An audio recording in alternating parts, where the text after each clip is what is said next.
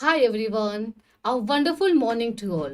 Please do let me know whether am I audible and visible to you guys so that we can quickly begin with the session.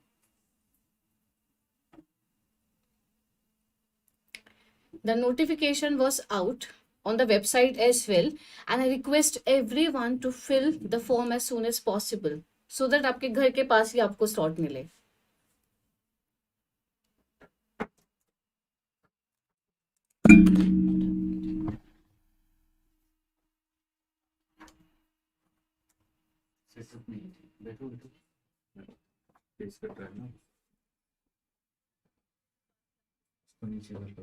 Should I change the chair? No. Yeah. Right. Yeah. Should I shut the door? Yeah, I hope everything is perfect now. All right, I apologize for that.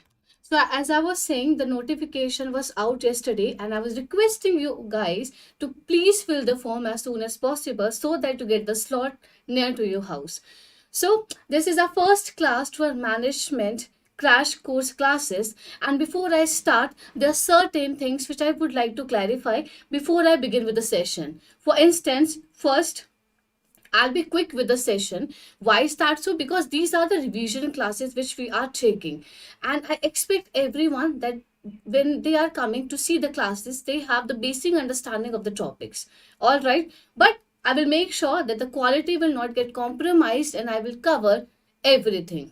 Second, last Saturday we had our mentorship session, and in that session we already had an idea कि yes, what topics are we going to cover in the upcoming week. So yes, connecting to the first one, आपको पता था कि ये classes होगी and I hope again कि आप पढ़ कर आए हैं. Then third question which generally a lot of people ask, so these PDFs are the part of paid course only. All right, last but not the least, so as I said earlier, we have time constraint and I respect everyone's time, and for the sake of that only I request everyone to ask the doubt whenever I complete one topic. So what happens if I start taking doubt in the middle of every topic, then the session will go on for like 5 to 6 hours, and I am intending to finish this session between 2 to 3 hours only. I hope the things are clear to you. If you have any specific doubt before I start the session, please do let me know.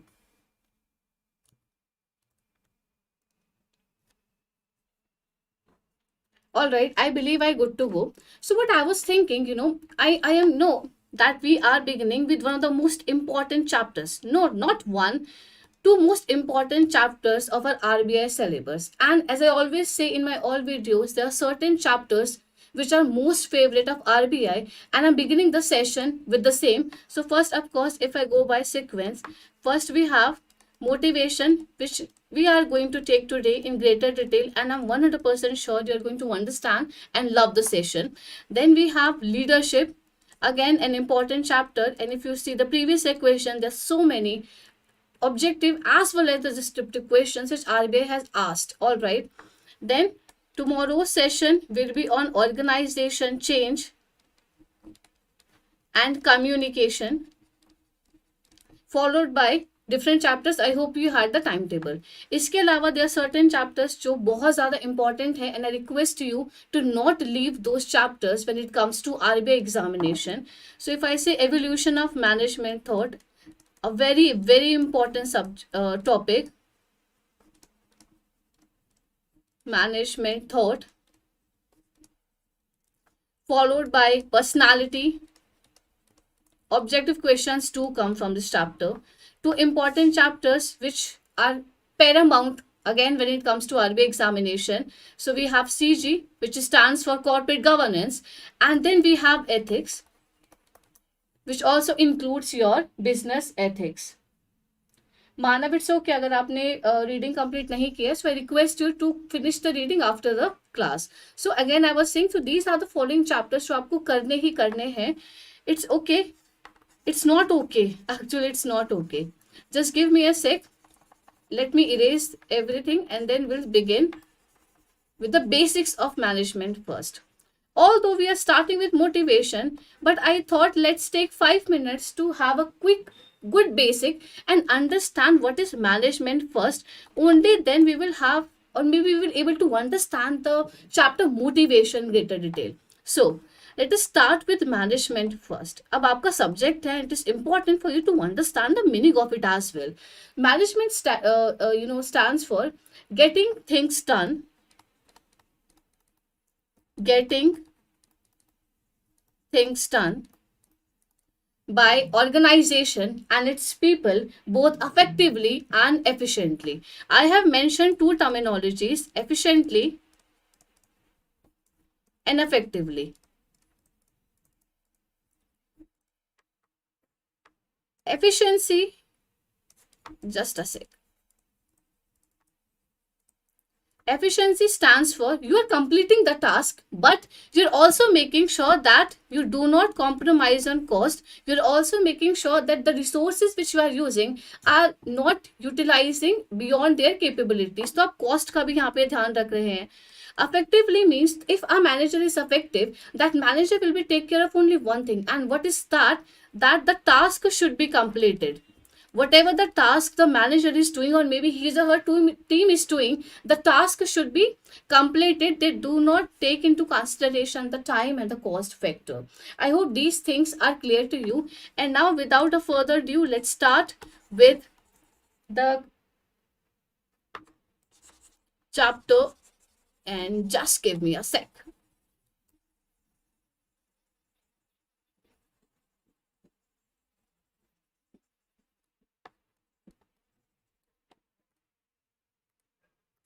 Motivation.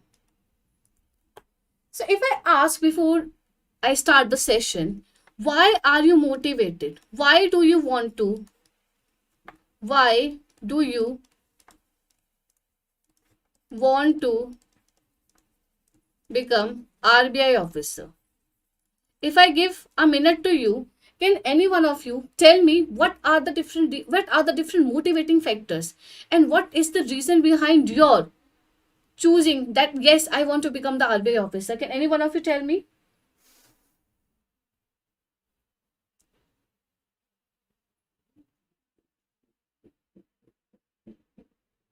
I'm waiting for your response. So, okay. For some of you, the motive may be money because, of course, they pay you very well. For some of you, it would be self respect, right? For some of you, is to serve the society, to serve the economy by becoming the part of a prominent organization. Yes, Ashu is writing work life balance, quite essential, and all these things. So what are we saying? So these are the motives. These are the following motives behind your choosing RBI before other examinations. So what is motivation? So motivation is what is the motive behind your action. So whenever the motivation terms come, so motivation only comes when you have some need to satisfy, when you have something desire to satisfy. If you do not have any desire to become something or have something, if you do not have any need to grab something, then people, there will be no motivation. So whenever, if you talk about the need and desire, the motivation comes into picture. So these are the following things. Now let's talk about the three important parameters which we generally talk about when we discuss about motivation. So these, as you can see on the screen, first one which we have is intensity, followed by direction, and last but not the least, we have persistence. So let us talk about the definition first. I missed it. So an individual's intensity, of course, which we'll be discussing soon, direction and persistence of effort to attain a goal is called motivation. And people, this is important, that if you are doing something, there has to be a goal. There has to be a goal that people of the organization, or maybe people in general, want to pursue. So I was discussing about the intensity, direction, and persistence. Let us talk about that now. Intensity. As you can see, this person, intensity refers to hard a person tries when he or she is is on a journey to achieve something. And again, I'm taking your example as well to make you understand the things in a simplistic way.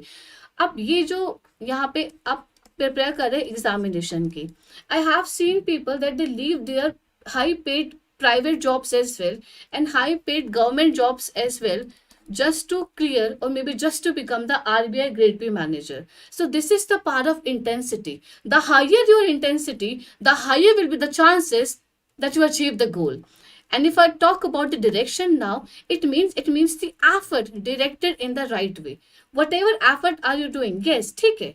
You are working hard, but are you working hard in the right direction? क्या आपके जितने भी आप efforts कर रहे हैं वो एक सही डायरेक्शन में जा रहे हैं, नहीं जा रहे हैं? That is also important. And if not, then of course you will have to mould your strategies to go in the right direction. Then we have persistence. Persistence is important. Persistent, what do you understand by persistence? Persistence simply means that you know something is challenging, you know something is difficult, but despite being the challenges, the difficulties, you are trying hard to maintain the consistency. अब कितना भी hard work है उससे पीछे नहीं हट रहे हैं. In the picture it's very difficult to walk इस तरह की सिचुएशन में, but that person again is persistence in trying hard to reach his goal. I hope everything is clear. If you have any doubt with respect to intensity, direction, persistence, you can ask me, and otherwise I'll start a new topic. All right.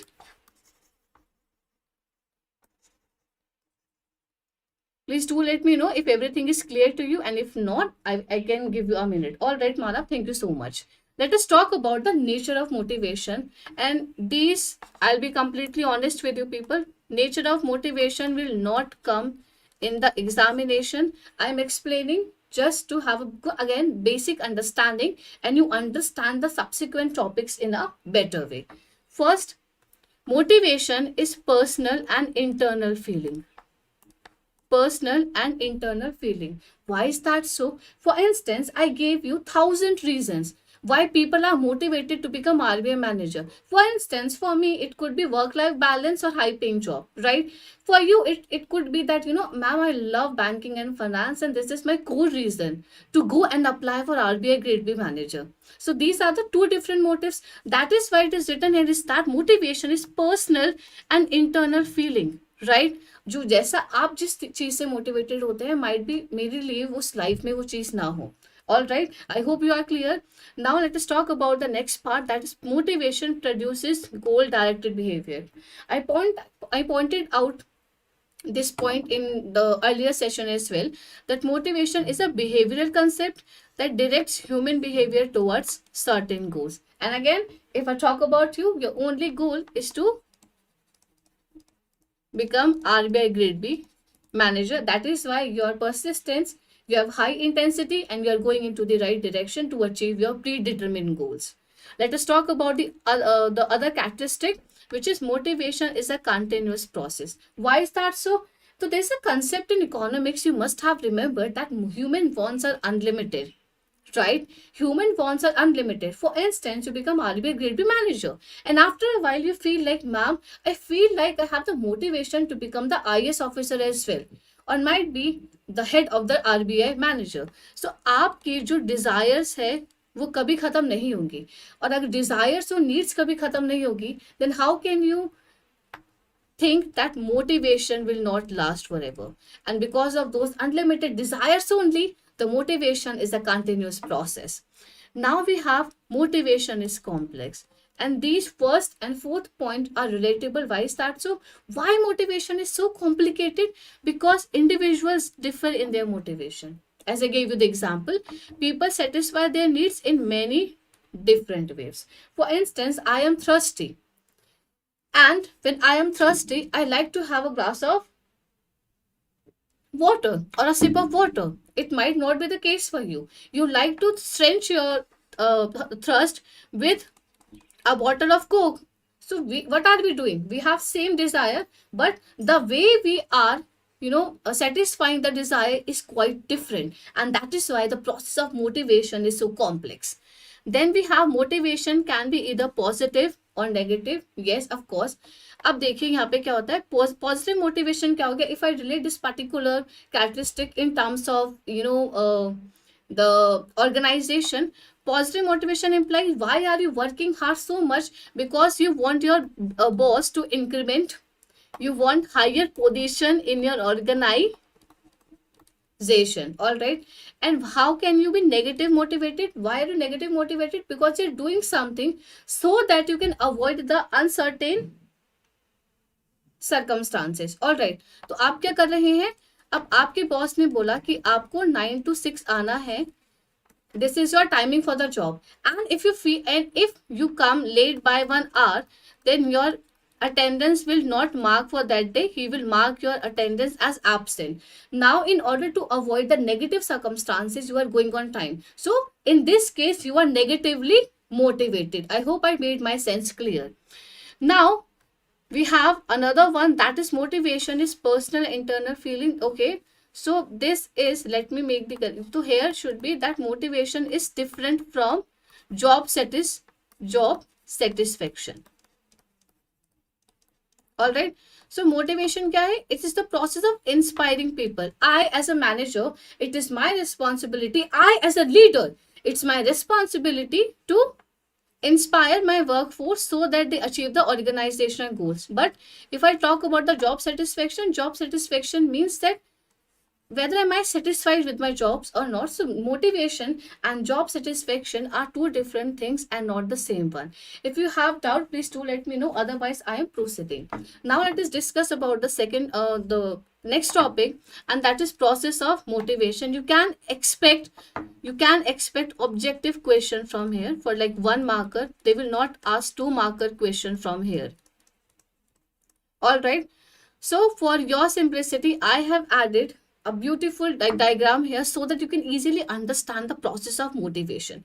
So begin with the first. As I told you earlier, the process of motivation, and whenever we talk about the motivation, it starts with need. So you have any need which you want to satisfy. Let us say hunger. You are out somewhere, you are hungry, and you want something desperately to eat. Now, what will happen? Your need will give attention to you.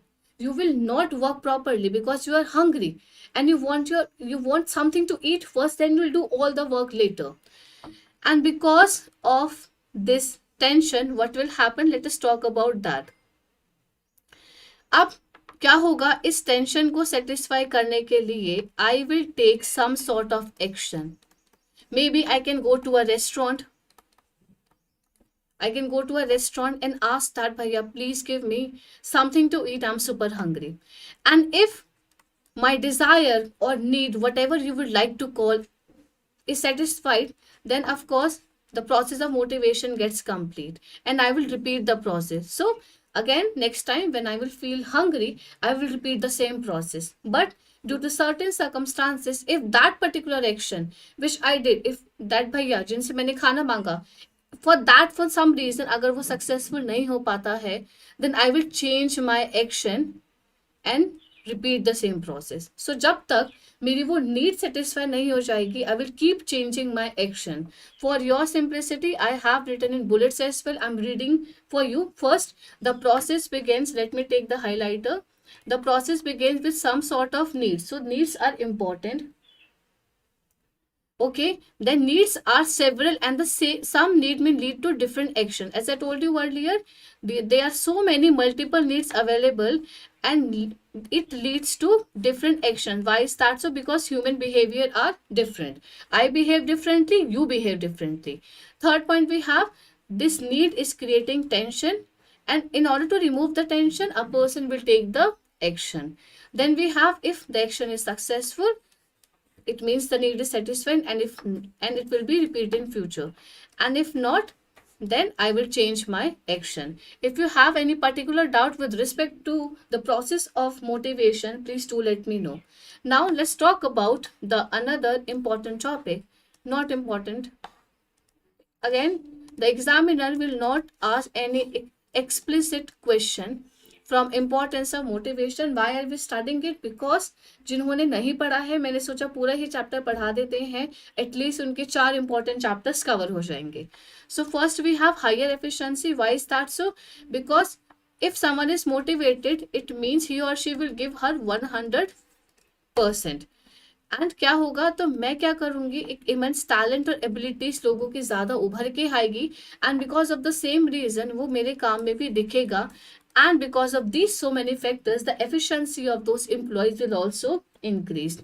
Now we have the next one, that is low absenteeism and turnover. Now ask from yourself, this is you are not motivated to go your job because you feel like the pay scale is not up to the mark, your boss does not appreciate you, does not give you the enough respect, and on the top of it you are very bored of your work. So you will be not motivated, you will find reason to be absent from the office. And if I give altogether different example, you placed in RBI grade B, you place in RBI grade B and your work is very interesting, you are getting good pay, and at the same time the society is giving you respect because now you are the manager of a big organization, one of the prominent organizations of India. So क्या होगा, you will be more motivated to going work every day, and उससे क्या होगा, जो organization का turnover है that would also be less. So motivation leads to job satisfaction and high morale, due to which labor unrest, labor absenteeism and labor turnover are reduced. All right, now let's talk about another one, that is it facilitates change.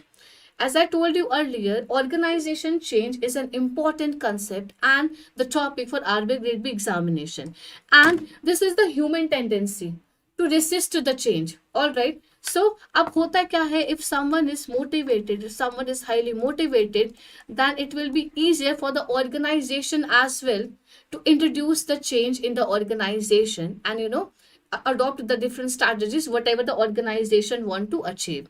Then we have human relations. This is me and this is my friend Le Chetan sir. All right, this is me and this is Chetan sir.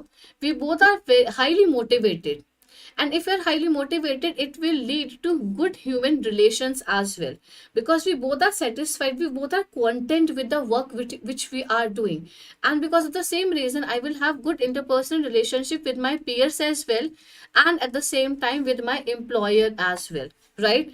I know that my manager and my boss is giving me adequate opportunity to grow and work in this particular organization, then of course my relationship with my boss will be up to the mark. All right, then we have corporate image. Of course आपको पता है एक organization है. Let's take the example of RBI only. Why I'm taking the example of RBI again and again, so that you relate to it in a better way.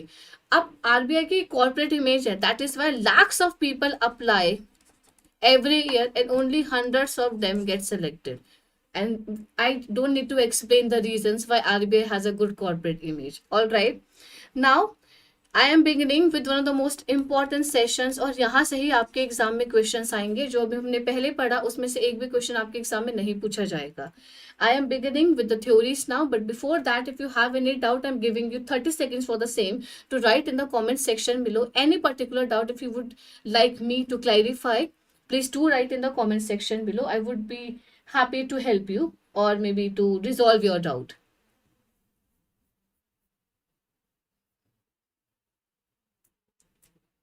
All right, I believe like everything is clear to you people. So we are beginning with the theory. As I told you earlier, theories are very important when it comes to RBI examination. बहुत ज़्यादा, it would be my request to you, never leave the topics. The theories. All right, first we are beginning with one of the most important theories of motivation, and the name of the theory is Maslow's need hierarchy theory. All right, and Maslow's need hierarchy theory was given by Abraham Maslow. अब हम एक important बात करते हैं. It is very important to know who propounded the theory. आपको पता होना चाहिए. Yes, Maslow's theory or maybe the need hierarchy theory was given by Maslow's, because if you get lucky, the examiner can ask the name of the theorist in one marker question. Of course, we are expecting the level of management to be high as it was in 2022, but again, we should not take risk of any sort of thing. अब कुछ important बातें जो आपको जाननी ज़रूरी है and मुझे बतानी ज़रूरी है that human needs the Maslow's need the hierarchy needs was based on human needs. So what he did, he classified different human needs in 5 different categories, which of course I will be discussing with you soon. Maslow felt that within every human being there exists a hierarchy of 5 needs. अब उन्होंने बोला, उन्होंने need तो दी कि yes there are certain needs which is applicable और may be present in every individual, लेकिन उस need के साथ साथ उन्होंने हमें कुछ हायरार्की भी दी. Let us talk about those needs now. First, we have basic physiological needs. And basic physiological needs simply means that you need something to survive in this society. And all those things cover the physiological needs only. So these includes your survival and the maintenance of, just let me see the comment.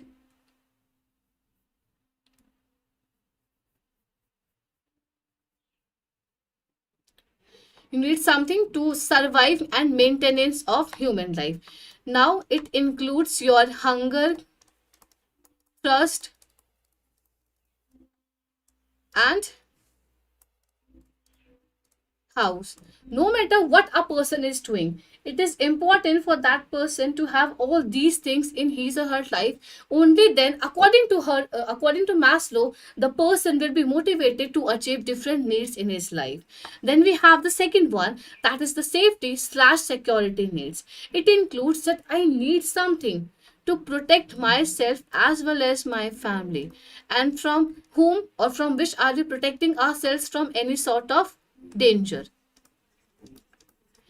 And how organization, if I talk specifically about the organization, how organization satisfy these needs. Organization satisfy these needs by giving job security. अगर आप ये exam में लिखेंगे, I am sure examiner बहुत हटके लगेगा उसको आपका answer. And pension and all these things. If I know, yes, I have hunger, thirst, and house, I have a good job, I'm getting good salary, my job is permanent there, then I will have some sort of mental peace. And that is why this particular theory is dealing with the same thing. Now let us talk about the third one, and which is social and belongingness needs. These needs include your affection, acceptance, friendship, sense of belongingness. It simply means your informal organization in the workplace. Let me ask a question from you. If this is you, your boss tells you that you are here for work only, you cannot talk to your peers, you cannot build interpersonal relationship here, how will you feel? Somewhere you will not be very motivated, because we are human beings and it's a human nature to be social, to talk to people. That is why the Maslow placed on third the important need, and that is social and belongingness needs.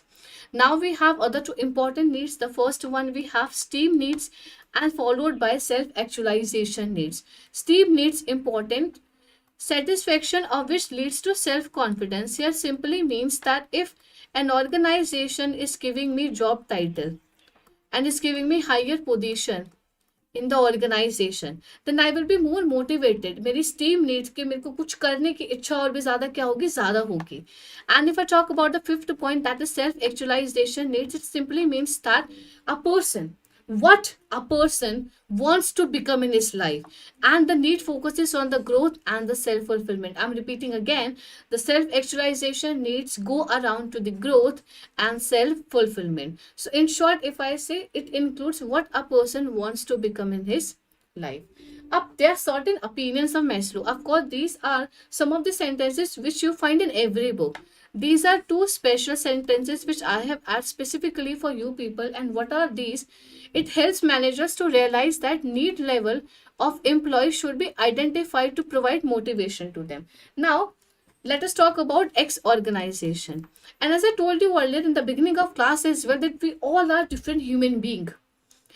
So it's not possible. Maybe I get satisfied by social and belongingness needs. It means that I can get satisfied or motivated by informal organization. It might be not the case for you. You are having an introvert personality, and for you the self actualization needs are more important. So what I was saying, it is important for the organization to figure out कि yes, which person affected by which needs, और उसके बाद organisation को उसी need पे focus करना चाहिए, so that the organisation can motivate that person and persuade that person to achieve effectively and to work effectively and efficiently in the organization. All right, there is some important revelation about the theory, which of course जो बाद में research करने पे पता चला, that Maslow's hierarchy need has application to the lower level of workers in a country like India, where the basic needs of the workers are not satisfied fully. If I talk about India, we know higher rate of unemployment, and the people here are still dealing with poverty and unemployment. So criticizers ने बोला कि यार जो Maslow की need है ना, वो lower level countries पे ज़्यादा applicable होती है rather than on maybe Western countries, because वहाँ पे स्टैंडर्ड ऑफ लिविंग है वो लोगों का वो बेटर है as compare to the other people. Now there are certain important things which I want you to clarify. So first one, Maslow's theory focuses on the needs as I talked to earlier, and why are we discussing it, ताकि हमें पता चले कि कौन सा employ कब satisfied किस need से सेटिस्फाइड होगा. All right, and yeah, I am done with one need. If you have any specific doubt with respect to the Maslow need theory, please do let me know. I'm giving you 1 second for the same. Yes, Sachin. According to Maslow, these five needs which we just discussed, so Maslow कहते हैं कि one need should be satisfied first before we move on to the second one, and third need should be satisfied first before we go to the fourth or fifth need. But in reality this is not practical. As I told you earlier, maybe one person is rich, he has decent lifestyle and he has a good job. Now he does not want to get he's not motivated by third need, he's more motivated with the fourth level of need, that is the STEAM needs. So उस समय that was his opinion when he formulated the theory. But now in the modern organizations, this particular motivation model, or I would say theory, is not much applicable because of the reason which I just told you. If you have any other example, people, please do let me know. I would be happy in answering all those examples to also you. All right. Aditi Srivastava, please give me a sec. I'm giving you an example which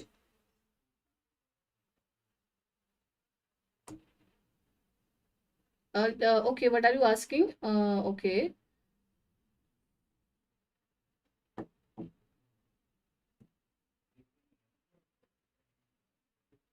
Okay. So what Aditi is asking, let me answer the question of her now. So she is asking about the STEAM need first and self actualization needs. STEAM needs, basically you are doing something because of self confidence.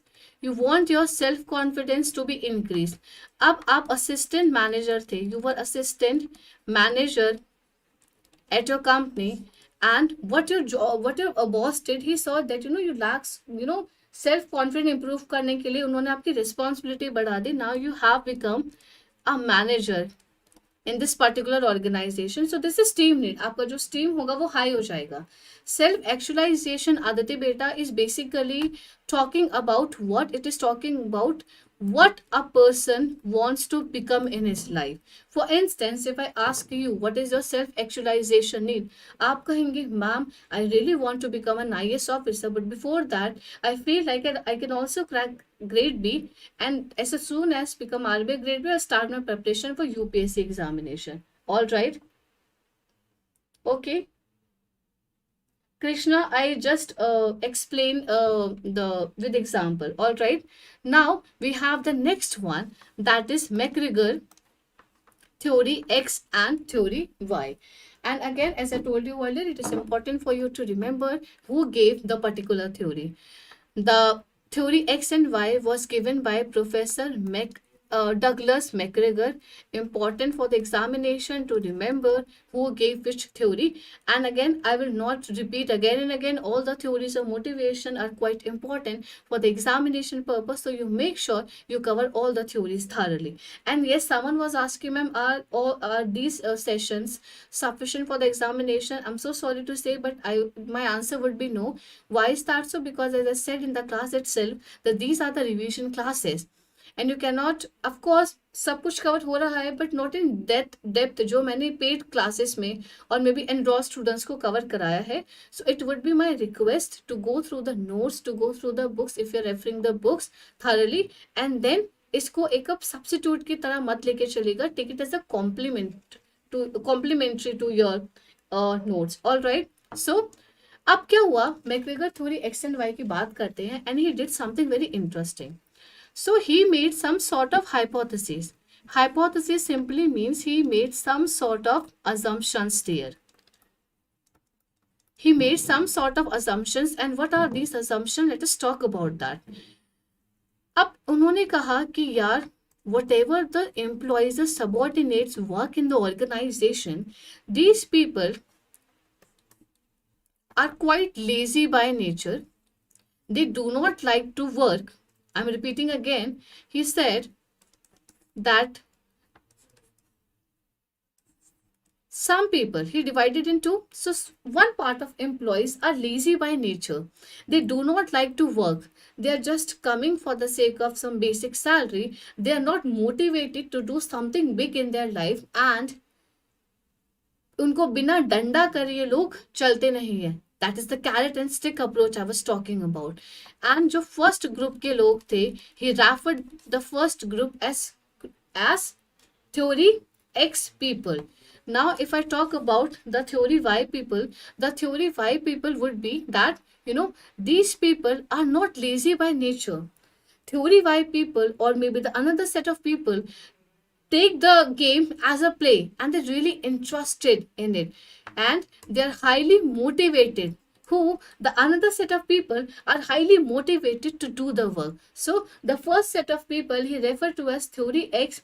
All right. And the theory Y people are quite motivated, and they want to do the work, and they are not inherently lazy by work. So इन्होंने दो अपने views दिए थे. तो these are the views of him.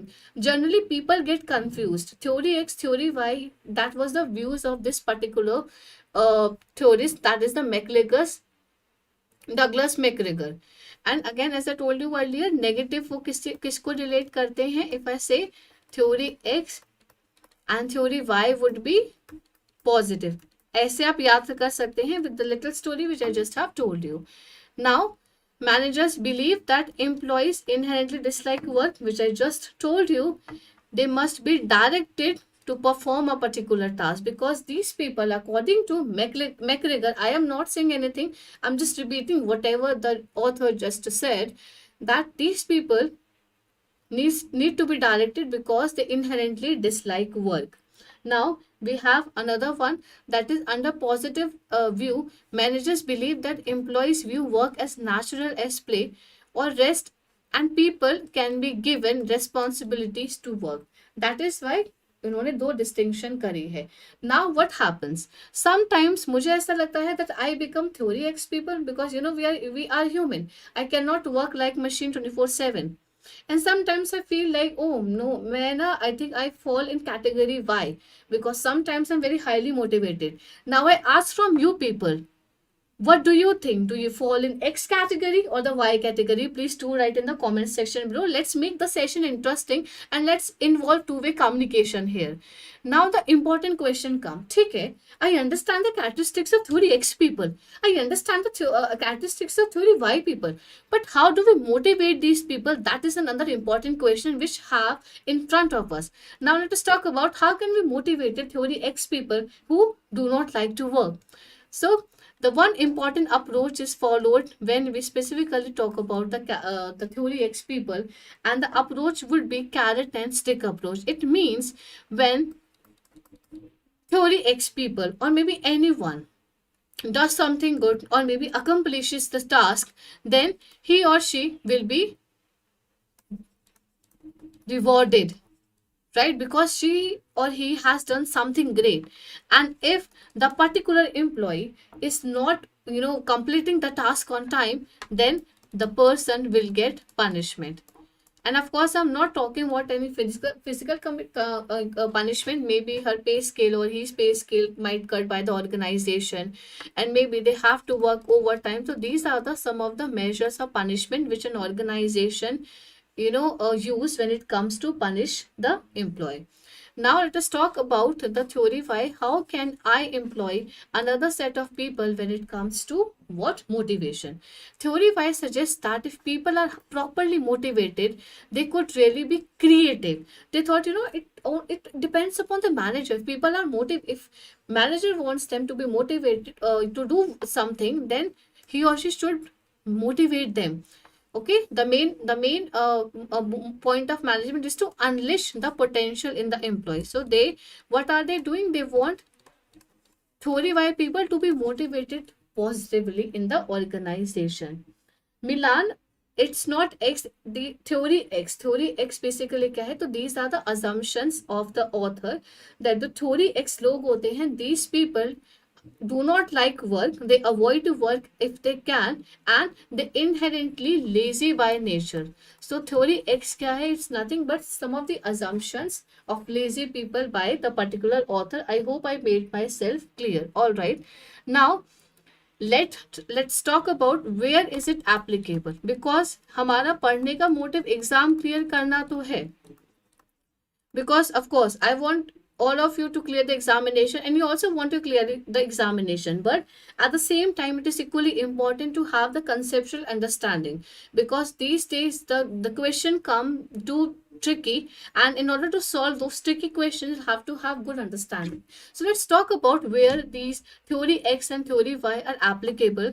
So if I talk about theory x is applicable to unskilled and uneducated level workers. All right, तो जो daily wage laborers होते हैं हमारे, so these people are not very much educated, these people are not very much skilled. So in order to motivate and in order to make these employees to do the task on time, the theory x would be wise to apply.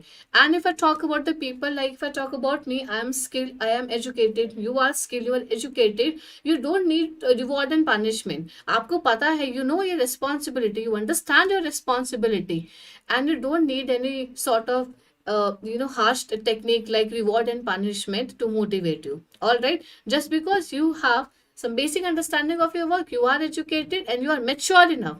It is something very very important. You are mature enough to understand your responsibility. All right, I hope the theory is clear to you. I'm giving you 30 seconds for the same. If you have any doubt, people, please do let me know. Otherwise I will begin with another theory that is again one of the most interesting theories, and the name of the theory is Herzberg's motivation, that is hygiene model. So the difference bit, see Bhuvnesh, तो difference ये होगा, basically आप ये कहिए theory x people is like Shinshin, they are naughty, they do not like to work. So theory x को हम सबसे example अच्छा समझने के लिए हम क्या करते हैं, let's take the example of Shinchan, and you know how her mother treats him, because वो उस चीज को डिमांड करता है. And if I talk about the theory Y, let's take the example of Oswald people. मैंने यही example देके पढ़ाया था. So let's take the example of Oswald. Oswald is an obedient child, and if Oswald की मम्मा उससे कुछ करवाना चाहेगी तो आई डोंट थिंक सो ऑसवर्ल्ड की मम्मा उसको थ्रेट और सॉर्ट ऑफ थ्रेट देगी in the form of carrot and stick approach. So these are the basic differences. तो उनका ह्यूमन नेचर के बेसिस पे भुवनेश इन्होंने डिस्टिंग्विश किया है between theory X and theory Y.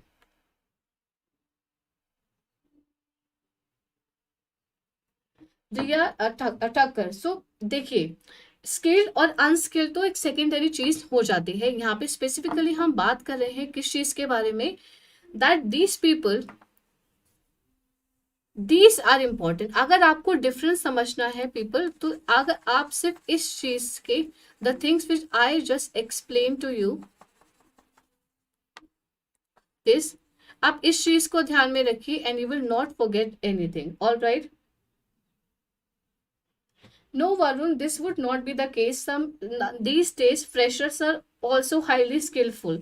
Then how can you say that freshers lie in the theory X category? I don't think so. This is the right explanation for the same. All right. I hope I made my sense clear. If you have any more doubt, please do let me know. And I am beginning with another theory. Let us talk about the theory, next theory now, and that is Herzberg motivation hygiene model. One of the again most important theories when it comes to the motivation chapter, and here we are yes, yeah, of course we do that. That is why I told somewhere even I feel like yes, I'm here. So education से इतना relatable नहीं है. All right, let's start with another theory, and the theory is Herzberg motivation hygiene model. And please let's stop the comment now. Focus on the next theory. Up he did, that is Mr. Herzberg did something interesting when it comes to his theory. So what he did, there was certain accountant, an engineer, and what he did, he simply asked some questions from these people. There were some 200 accountant and engineer, and he took a survey and asked certain questions, and based on their answers, he formulated two important concepts. But before that, don't you think it's important to know, ma'am, what did he ask from those accountant and engineers? So what did he ask? What do people want from their job? And in addition to that, he also asked one thing, and what was that? That which is the best thing which you like about your job, and which is the worst thing, or maybe what you dislike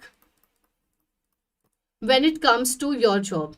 And based on their answer, he formulated two important concept, and what is motivators or the hygiene factors. All right, so let us talk about the first factor now, that is the maintenance or the hygiene factors. Maintenance or hygiene factors are necessary, please do get concentrate here, are necessary to maintain a reasonable level of satisfaction among employees. Up, if I talk about maintenance factors here, these factors are important to maintain a reasonable level of satisfaction. For instance, maintenance factors includes your salary. If your salary is not up to the mark, if your salary is not up to the mark, then you will not get motivated to work in the organization. तो आपको एक reasonable level of satisfaction नहीं मिलेगी, right? And if I talk about another one, that is these factors. If I say about the maintenance factor, these factors do not provide satisfaction to the employee. People, यहाँ पे देखिए, this thing is very important. These factors do not provide satisfaction to the employees, but their absence will dissatisfy them. For instance, you are here and I am giving you a real life practical example for the same. You feel like your pay scale should be, let's take 60,000 per month. All right. And when you join the organization, you are highly motivated because you feel like, yes, 60,000 rupees is good enough. Now you are okay with this 60,000 money, whatever you are getting. All right. After some point of time, the salary, the pay scale which you are getting will not motivate you for the long term. All right. For the long term आपको motivate नहीं करेगा. But what happens one day, आपकी एक महीने का pay scale, that is you will not get rupees 60,000 in a month. Then what will happen? You will be dissatisfied. Although when these factors were present, you were not recognizing the factors.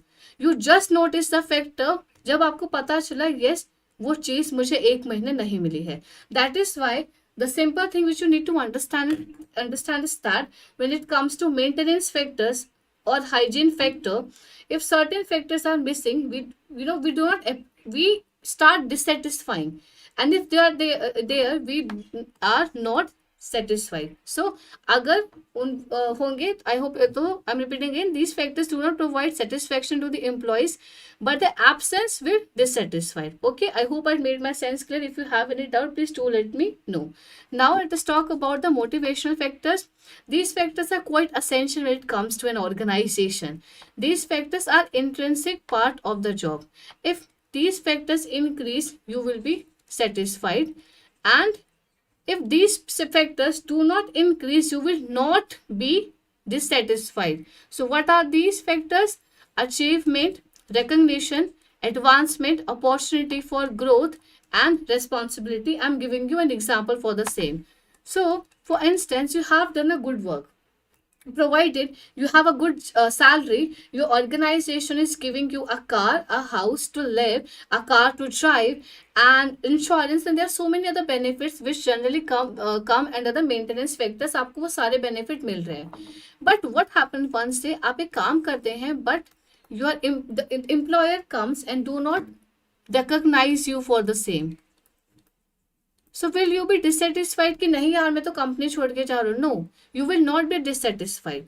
But in case he or she appreciate you or maybe recognize you in front of your peers, in front of your colleagues, then what will happen? You will be satisfied. So an increase in the motivating factors leads to satisfaction, but in the decrease in the motivating factor does not lead to dissatisfaction. I hope I made my sense clear. आप एक बात क्या ध्यान में रखना, ये जो maintenance factors की हम बात कर रहे हैं, and at the same time if I talk about, just give me a sec, क्या, and at the same time if I talk about the motivating factors, it is important for you what, कि आप इन सब चीजों को ध्यान में रखो, because these are the certain keywords which generally the examiner add in the case study, और फिर वो आपकी नॉलेज चेक करते हैं कि yes whether the student is clear with examples or not. These are the some important things which I want you to see when it comes to the Herzberg theory. Let us talk about the criticism. So these are some of the criticism जो उन्होंने किए थे. Okay, so first we have Herzberg drew conclusions from a limited experience. As I told you earlier that what Herzberg did, he only surveyed 200 accountants and engineers. And don't you think, how can he based on a limited survey can tell that these things are universal applicable? And generally जो जितने भी employees होते हैं organization में, वो इसी तरीके से करते हैं. All right. Vansh is asking, ma'am, how salary is not under motivating factor? Vansh, let me finish this particular topic first, then I will come to your doubt. All right. Now let us talk about the another one, that is in Herzberg's study, the interviews were asked to report exceptionally good or exceptionally bad moments. अब मैं आपको example देती हूँ. Suppose आपका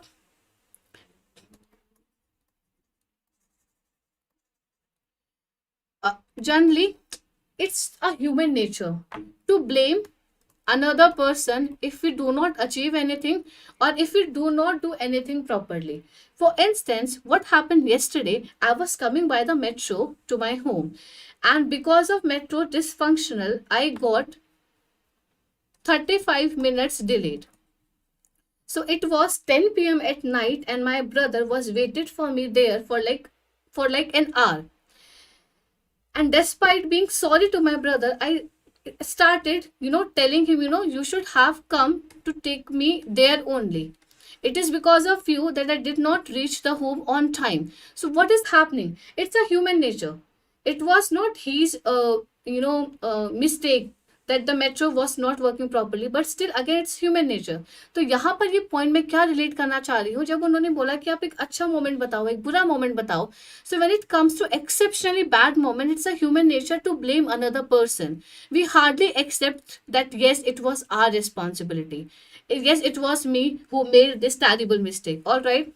Now we have the next one, that is Herzberg gave too much emphasis on the job enrichment. उन्होंने काम पे बहुत फोकस किया, but he did not specifically talked about the of the job satisfaction, and you know that of the job satisfaction is equally important.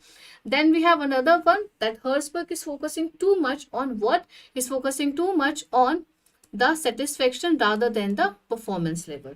उसको ये लग रहा है कि that employee should be satisfied, but he did not talk about anywhere in his theory that about the performance level, which is equally important, because if you are performing well, you will ultimately achieve your organizational objective. All right. And again, this point is very very important. So distinction between maintenance factors and motivating factors. Someone was saying, ma'am, why salary comes under the the maintenance factor? So this is the answer for you, Ansh. The distinction between maintenance factors, let me take the pen.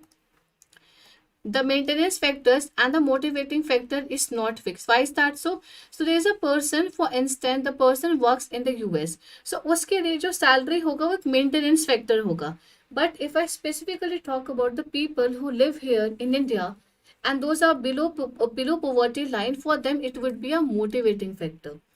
Despite being sick or depressed, they go to work, because for them their pay scale is motivating factor. So one share, my answer would be that it depends upon the person to person कि किसके लिए salary motivating है और किसी के लिए वो maintenance factor है.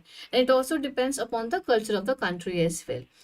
Exam perspective से comparison between Maslow and Herzberg is very very important, and I request you to do not leave this particular topic. So these are the some of the points which I picked out for you for the distinction. So let's take the first one, that is the basis. First, if I talk about the Maslow, then we are going to talk about the Herzberg. Formulation in terms of need, as we talked earlier, these are the 5 needs, and these needs are in hierarchy. First need should be satisfied before we move on to the second one. And the Herzberg is moving around on what? He's moving around on rewards and incentive, and based on these things only, he categorized maintenance factors and the motivating factor. Then we have order or arrangement of needs. As I told you earlier, hierarchical, sequential. There is no such arrangement here. It's not telling anything about any sort of hierarchy or arrangement when it comes to his particular theory. Now we have the another one, that is order of arrangement of needs. Okay, we are done with this point. Then we have essence of theory. So what is the essence? What is the main thing they were talking about? Yes, Nilmoni, I added the question intentionally because, as I told you earlier, important है exam के लिए. Unsatisfied needs motivate individuals and performance. So unsatisfied needs मुझे motivate करेगी, then I will go to work. For instance, I feel like I'm not working, I do not have enough money. So where I'll go to my second need, to safety need. मुझे salary चाहिए, right? Gratified needs to regulate behavior. All right. Now we have motivator. Any need can be motivator if it is relatively unsatisfied. तो मैं क्या करूँगी, पहले जाके उसको satisfied करूँगी. And here only higher order needs serve motivators, और बाकी जो है वो serve नहीं करते हैं. Applicability. So it is a general view. वो बता नहीं रहे कि सिर्फ यहीं पर होता है. तो Maslow is taking a general view of the theory, and what is he doing? It's a micro view when it comes to motivational or motivated the workers. I hope the theory is clear to you. If you have any specific doubt, please do let me know. I'm giving you half second for the same. Shivam, please do let me know if you have any specific doubt. Otherwise, I'll go with the another theory.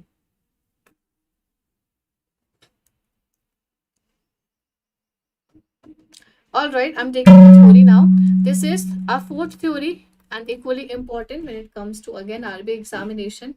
And the name of the theory is Auchi's theory, which is given by none other than William Auchi. All right.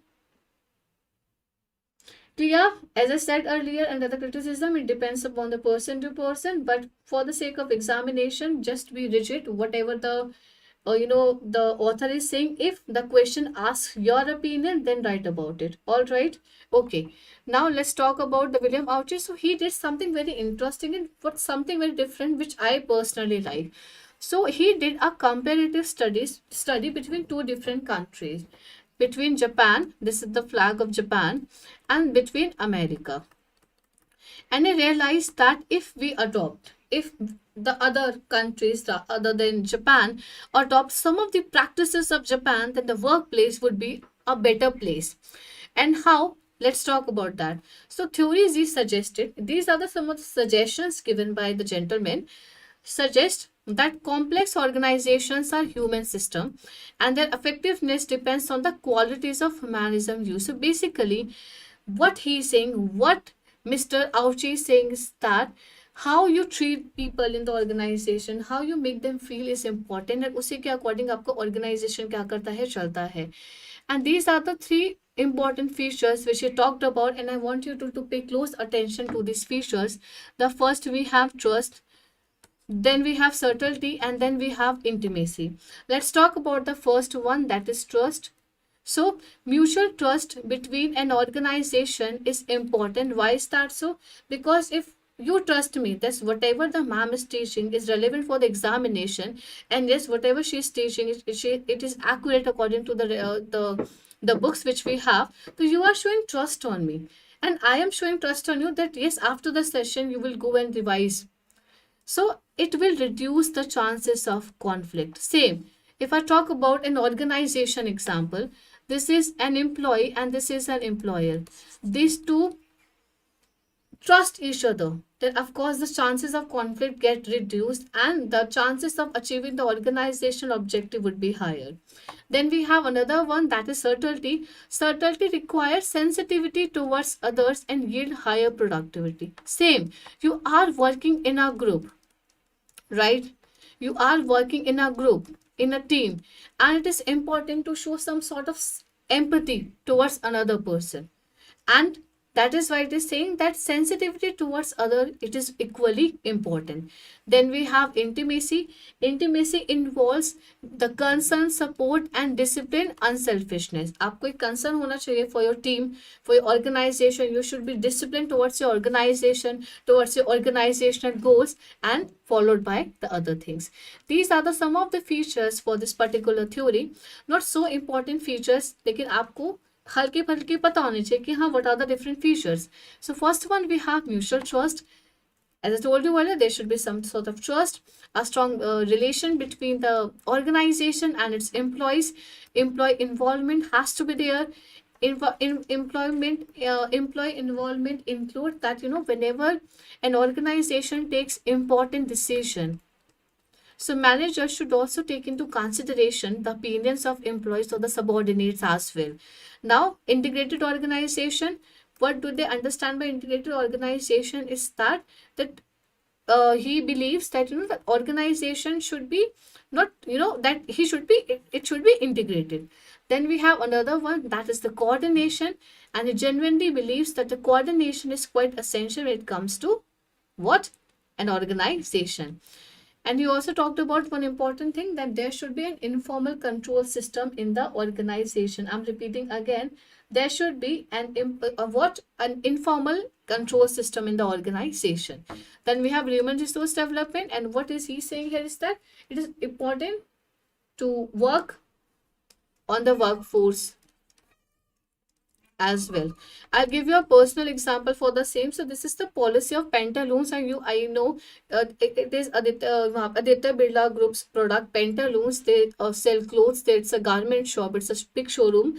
So what happens there? So whosoever works there as a sales executive, the pantaloon gives them the opportunity to go for higher education, and the pantaloons also tie-ups with different IIMs. Why is that so? Because of the same reason, they give emphasis on the human resource development as well.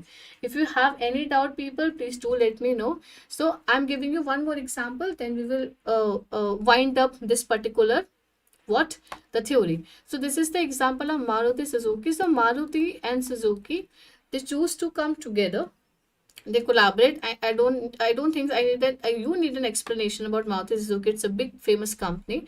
And what happened? अब जब Maruti Suzuki ने India में यहाँ पे factory establish करी, they adopted some of the practices suggested by William Auchi, and this saw that yes, जो productivity है, जो एफिशिएंसी है लोगों की, और जो मोटिवेशन है लोगों की टुवर्ड्स द ऑर्गेनाइजेशन, वो बहुत बेहतर तरीके से दिखी थी. So these practice are expected to avoid differential and class feeling. एक क्लास फीलिंग नहीं होनी चाहिए. I give you another one more example.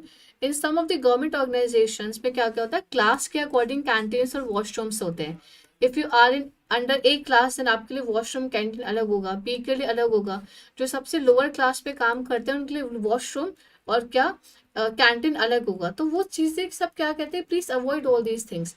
And ये चीज़ अमेरिका में बहुत ज़्यादा प्रिवलेंट है। If you watch the 90s sitcoms for instance Friends and Big Bang Theory and all these you know sitcoms, तो आप रियलाइज करेंगे यस अमेरिका में these things are quite popular. And जो जापनीज कल्चर क्या कहता है, we should be avoiding these things. If you have any doubt people please do let me know, otherwise I proceed with another theory. And the name of the theory is Vroom expectancy theory. I take 15 minutes more and I will try to wrap up the motivation chapter in those 15 minutes only. I'm giving you 1 minute for the same. If you have any doubt please do let me know.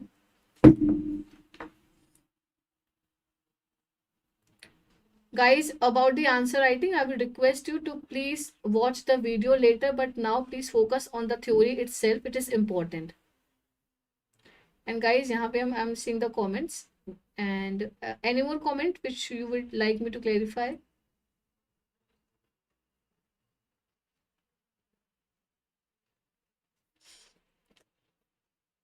Any more doubt, guys? I believe there is no doubt. At least please response. I feel like I'm talking to myself here. Okay, let's start. Let's keep the laptop here. All right.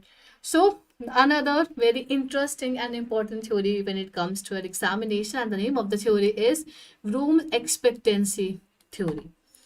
Now, what happened? His expectancy theory was views motivation as the governing choice. Let's not make things complicated. Let's discuss what's written here. So, according to Vroom, what is he saying? He's saying that people will be motivated to do things to the extent that they expect that their certain action will help them to achieve the goals. I know आपको कुछ भी समझ नहीं आया है, and because of the same reason I'm giving you an example for the same. This is RBI exam, RBI 2023 का आपने तैयारी की, and now this is me. मुझे भी जोश चढ़ा that even I'm quite young, I'm only 25 and I feel like I can also be a RBI grade B manager. मैं तो पढ़ाती हूँ भाई, मैं तो कर सकती हूँ। And what I started doing, I started preparing for phase 1 examination. I feel like I'm okay with phase 2, and let's prepare with the phase 1. Now when I started preparing for the phase 1 examination, I came to know that that reasoning and maths and government scheme are not a piece of cake, and it requires my at least 8 to 9 hours every day if I'm a beginner and I want to crack the RBI grade B 2023 examination as well. So at one point of time I will stop focusing on these subjects, because मुझे लगेगा यार no matter how hard I work मैं ये वाला exam particular तो clear नहीं कर पाऊंगी. So that is why that what he is saying. So I will be motivated only to the extent that they expect that certain action will help to achieve the goals. And if I don't feel like, for instance in this example, I feel like no, even if I devote 4 hours every day I will not able to crack phase 1 examination of this attempt. And again I'm not motivated, I will not give the examination now because मुझे तो पता है कि भाई नहीं हो पाएगा. So this theory is saying the same thing. If you have any doubt with the example please do let me know.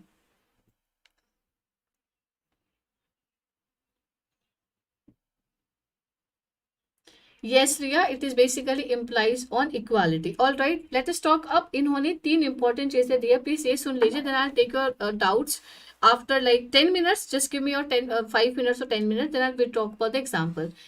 अब उन्होंने कहा that he gave 3 important concepts, and these are the concept. First he talked about valence, then he talked about instrumentality, and then he talked about expectancy.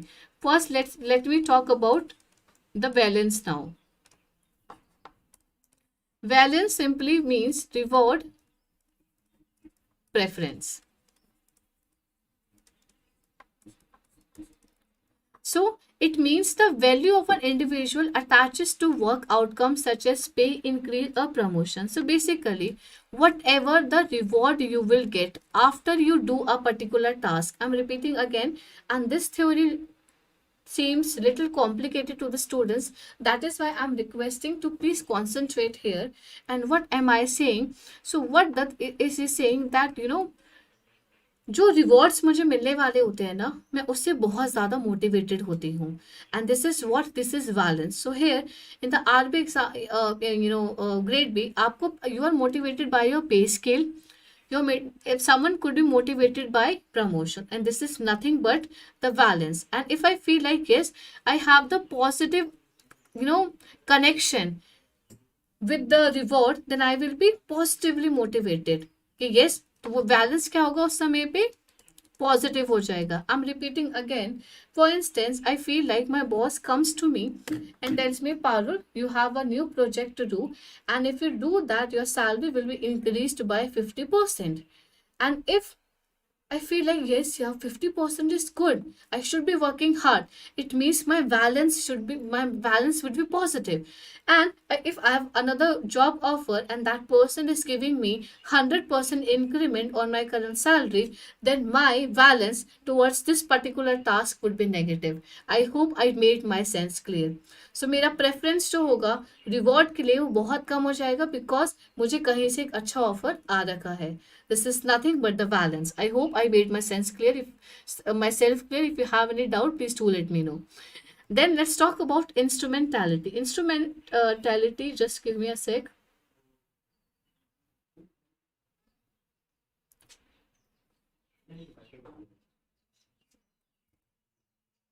Yeah. Yeah. Let us talk about the instrumentality now. Instrumentality is nothing but, in simple words, it is performance and reward probability. I'm repeating again, it is performance and reward probability. It simply means that efforts would lead to completion of task. अब जो भी मेरे efforts होंगे उस task को complete करने के लिए, whatever will be my efforts to complete the particular task, so मैं उसको कितना बिलीव करती हूँ. So basically instrumentality is the association or correlation between the job performance and the desired outcome. For instance, I want promotion. Let me erase all these things. Just please give me 10 seconds for the same. All right. I want promotion in my organization. And of course, we all know that in order to be at a greater position, my performance level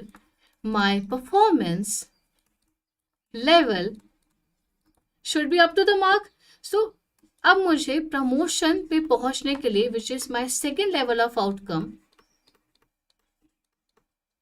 I should perform well first.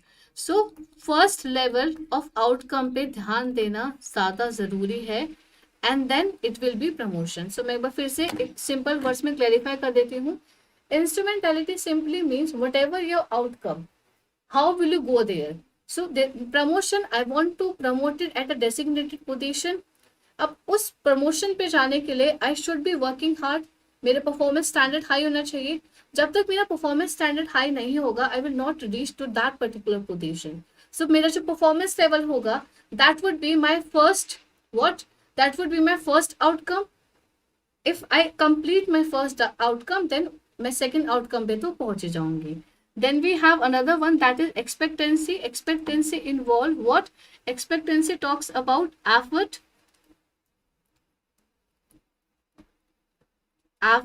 performance,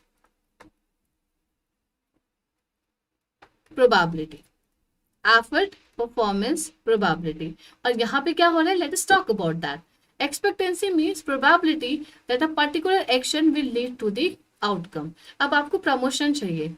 Are you positive that your good performance will lead to promotion? And if the answer is yes, तो yes, आपका expectancy क्या है? High है कि yes, इस तरीके से काम करके I will be soon promoted. If you have any doubt with respect to this particular topic, please do let me know. Parag, please, it would be my request, do not mix the theories now. Keep this theory set aside. As I said earlier, this theory seems complicated to the students. That is why I am requesting to you, इस theory को अलग से रखना, बाकी आप theories को attach कर सकते हैं. Miss Khan is asking something, ma'am. Salary would come in instrumentality, isn't it? नहीं नहीं, salary it instrumentality basically means that मेरा को रिलेशन क्या है मेरी जॉब परफॉर्मेंस और डिजायर्ड आउटकम के बीच में. अब मुझे 2 मिनट दीजिए, let me erase it and explain the second line to you people.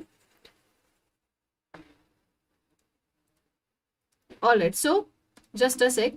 Employees are motivated. Yeah, I'm repeating again, Jeff. Please give me a sec. What different comments are there? Let me read the comments first.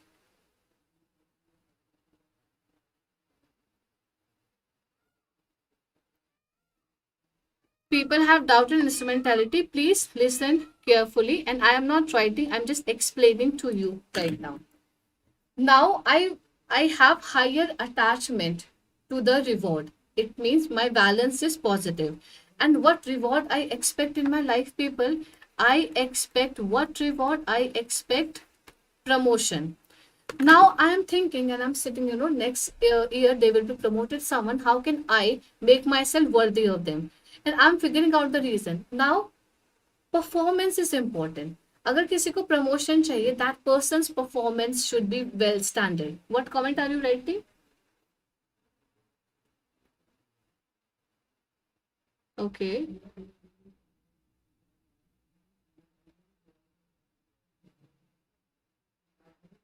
Okay, just a say. Okay okay, alright. Yes, okay, back to the class. मुझे comments वहां पे देखना होता है, so sorry, apologies for the same. Yeah, so I was saying that I want promotion and I want that performance पे मुझे promotion को establish करने के लिए I want higher superior performance. So first superior performance पे ध्यान देना जरूरी होगा, परफॉर्मेंस पे ध्यान देना होगा, एंड ओनली देन मुझे क्या पता चलेगा, एक मुझे आउटकम मिलेगा. सो इंस्ट्रूमेंटेलिटी इज नथिंग बट इस डिटरमाइनिंग के जो रिवॉर्ड्स है उसको पहुंचने के लिए मुझे कौन सा रास्ता अपनाना है. In short, how can I reach that particular goal? In one simple language, instrumentality is telling you how to reach that particular goal. I hope you are clear with the instrumentality. Now if you have any doubt, please do let me know. Manav, I'm so sorry, it will not be possible to repeat the Auchi theory. It would be my request to rewatch the session, and if you are an enrolled students, please do visit the classes and the notes. All right, now we're talking about another theory, and the topic is Maclellan's theory of needs.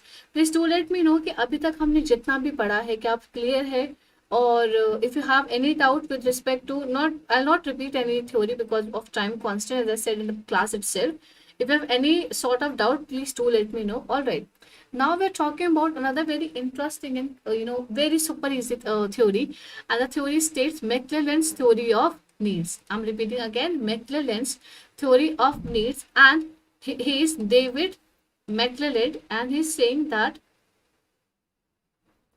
need for achievement, he gave 3 simple needs.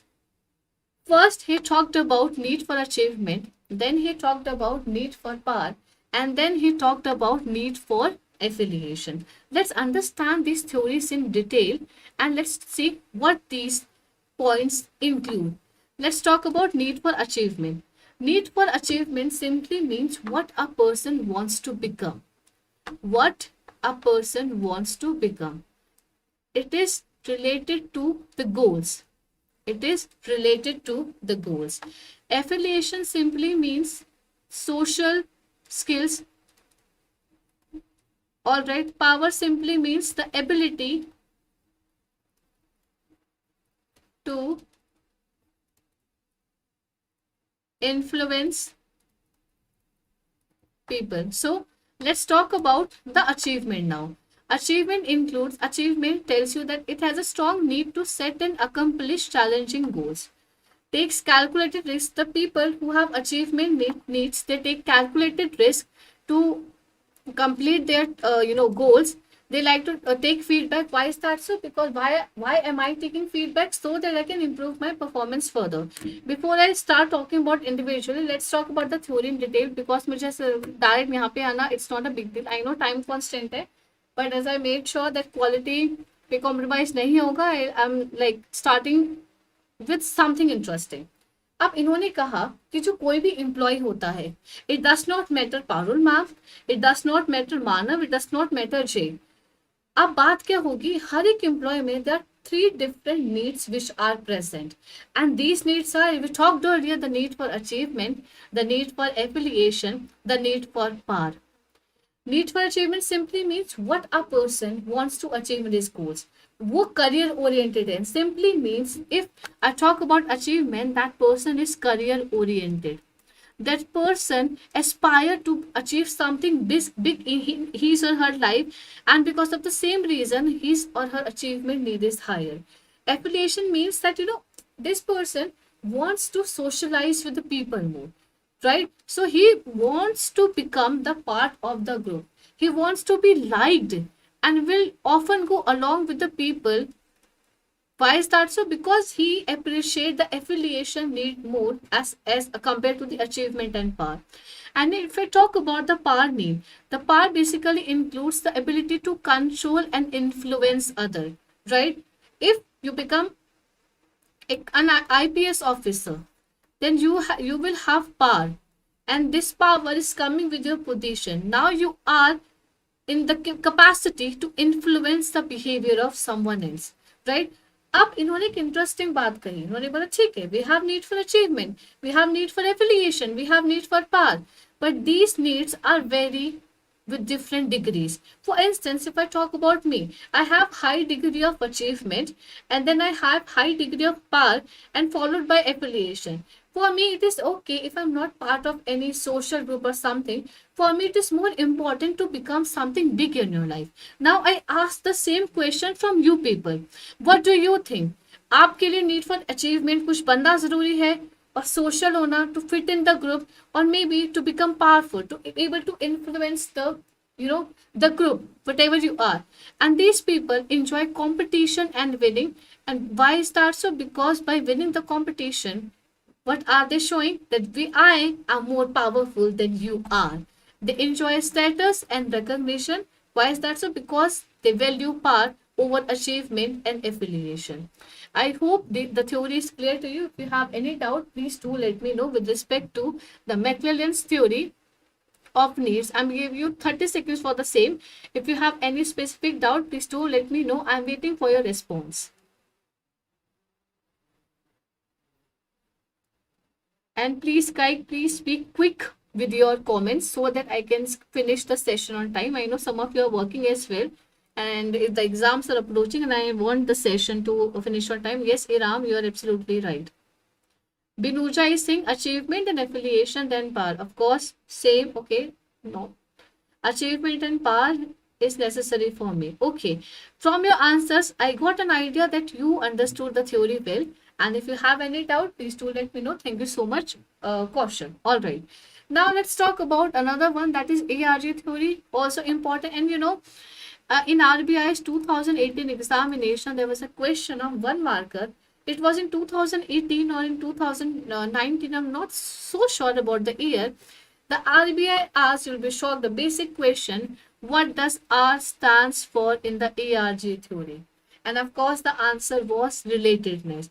So through this basic example, I would like to emphasize is that it is important to know the full form. It is important to know who gave the particular theory, so that you can have a sense कि हाँ मैं पूरा prepare होके जा रहा हूँ. So that person, his name was Clayton Paul Elderfer. He is an American psychologist who developed Maslow's theory of needs into a theory of his own. उन्होंने क्या करा, मैस्लो की थ्योरी उठाई, एंड मैस्लो की थ्योरी को उठा के इन्होंने क्या करा, उसको हल्का सा मोड करके मॉडिफाई कर दिया. And he give 3 important things, existence, ठीक है, relatedness and growth. And let's talk about the theory now. And this is the chart. हम चार्ट से पढ़ के क्लियर हो जाएगा. I hope you remember the diagram और may the sequence of Maslow's theory. The first one is physiological needs, followed by safety, social belongingness or social needs, self-esteem and self-actualization needs. So what he did, he divided his theory. Please do listen carefully. He divided his theory into 3 different parts. The first one was existence need. I'm repeating again. The first one was existence need, that according to the author, that physiological needs and safety needs are important for the existence. So he is saying, why do we referring physiological safety needs, तो अलग नाम क्यों दे रहे हो? Let's simply say existence only. And related that means social belongingness. He is including social belongingness and self-esteem into the relatedness needs, and self actualization needs is growth need. अब self actualization मैंने आपको बताया था, what a person wants to become, वो अपनी full potential पे जाना चाह रहा है.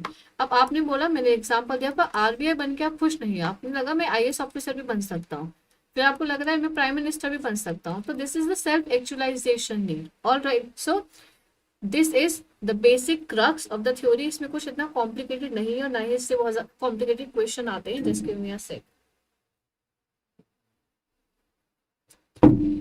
All right. So existence needs include the all form of physiological and safety need, as I told you earlier, first level of needs, and here it involved related needs.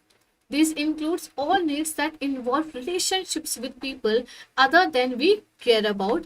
Then we have growth needs. Growth needs involve creative efforts करना ताकि वो एक full potential में अपनी पहुंच पाए.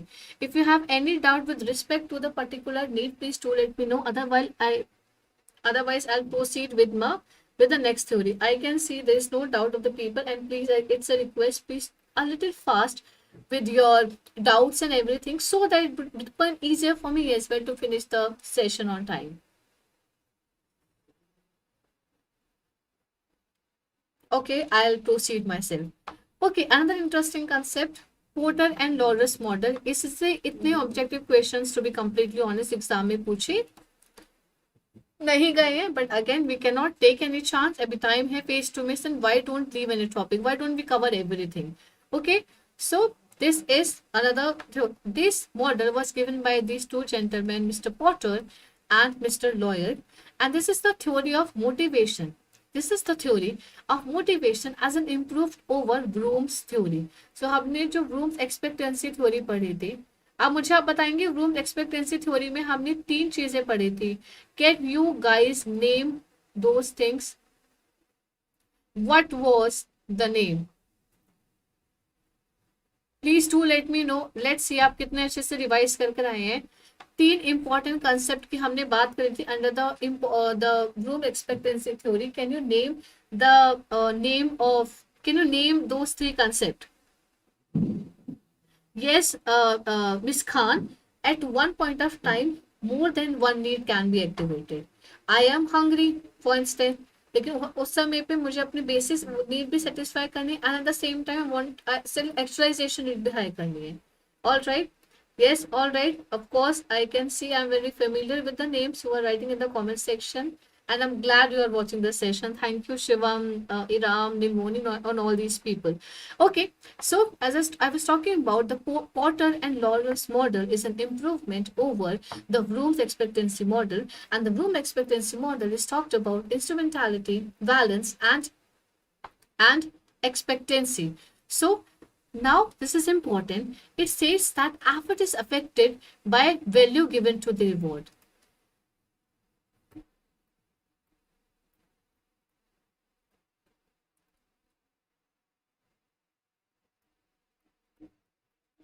Your two exams are approaching. Your exam of RBI Grade B manager and your exam of becoming PO in one of the public sector banks. But your attachment is more to become RBI Grade B manager, to become RBI, to manager at RBI. It simply means that you have more attachment. You have more attachment with this particular, reward, because वहां पे जाने के बाद your life will be good. So आपके efforts RBI की direction में ज्यादा होंगे as compare to the SBI PO. Same effort reward probability. यहाँ पर भी क्या हो रहा है कि जो मुझे पता है कि जो भी मैं एफर्ट्स कर रही हूँ उसकी प्रोबेबिलिटी ज्यादा है कि मेरा ग्रेड बी मैनेजर क्लियर हो जाएगा.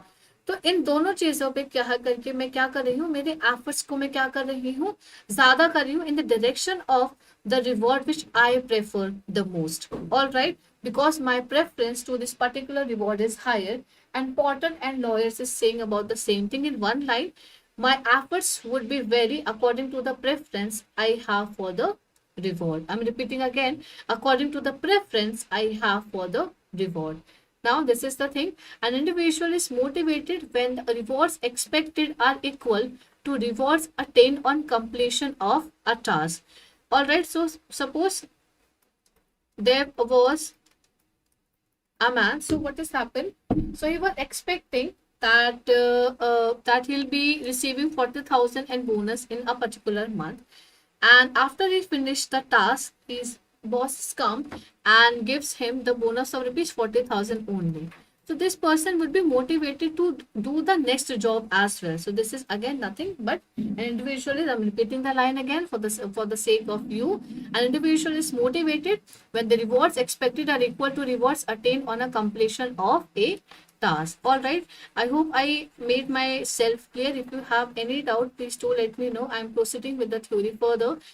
And this theory is also proposed two types of rewards. And what are these rewards? These are in front of you. And these are the intrinsic reward and these are the extrinsic reward. If I talk about the intrinsic rewards are the positive feelings that the individual experiences from the completing task. So whatever, suppose आज का मेरा task है to have a YouTube class first followed by other task. जैसे मुझे हो जाएगा, so मुझे positive feeling आएगी. I will have a positive feeling that yes, I'm able to finish my particular lecture on time, and that too with good quality. So जो satisfaction or जो sense of achievement होगी, that is intrinsic. Now if I talk specifically about the extrinsic rewards are rewards emanating from outside the individual, such as bonus, commission. So this is like feel. In short, how I feel after completing a particular task and what benefits I am getting after completing the task, it comes under the extrinsic reward. I hope you are clear with the intrinsic reward and the extrinsic reward. If you have any doubt, please do let me know. So these people are saying that motivation is also affected by the following reasons. The first, the individual's ability to perform the task. मेरी ability है that I can able to perform the task, and at the same time, just give me a sec, and at the same time their perception of their task, how I perceive the task, it is equally important. I hope the theory is clear to you. Basically they're talking about the rewards and intrinsic rewards. उन्होंने बोला कि individuals ज़्यादा motivated होते हैं. And yeah, now the theory which we have is equity theory, and the equity theory goes like this. Equity theory was developed by John Adams, important for the examination purpose. मैंने ही काफी questions equity theory के दिए थे इस exam में भी आपको, because कहीं ना कहीं equity theory is important and easy to understand, and why don't we take any chance if something is super duper easy. Parag, if you are a paid student, the PDFs will be the part of paid courses only. All right. Now let's talk about the equity theory. Equity theory, as I said earlier, was given by John Adams. And this theory is talk about one important factor. And what is the factor? Unfairness and injustice.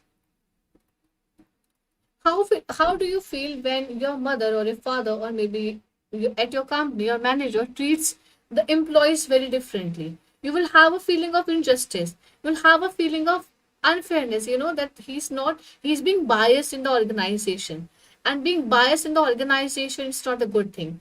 And the equity theory talked about that only. So here what is happening? Equity theory assumes that members of an organization experience a strong expectation of justice, balance and fairness in treatment of an organization.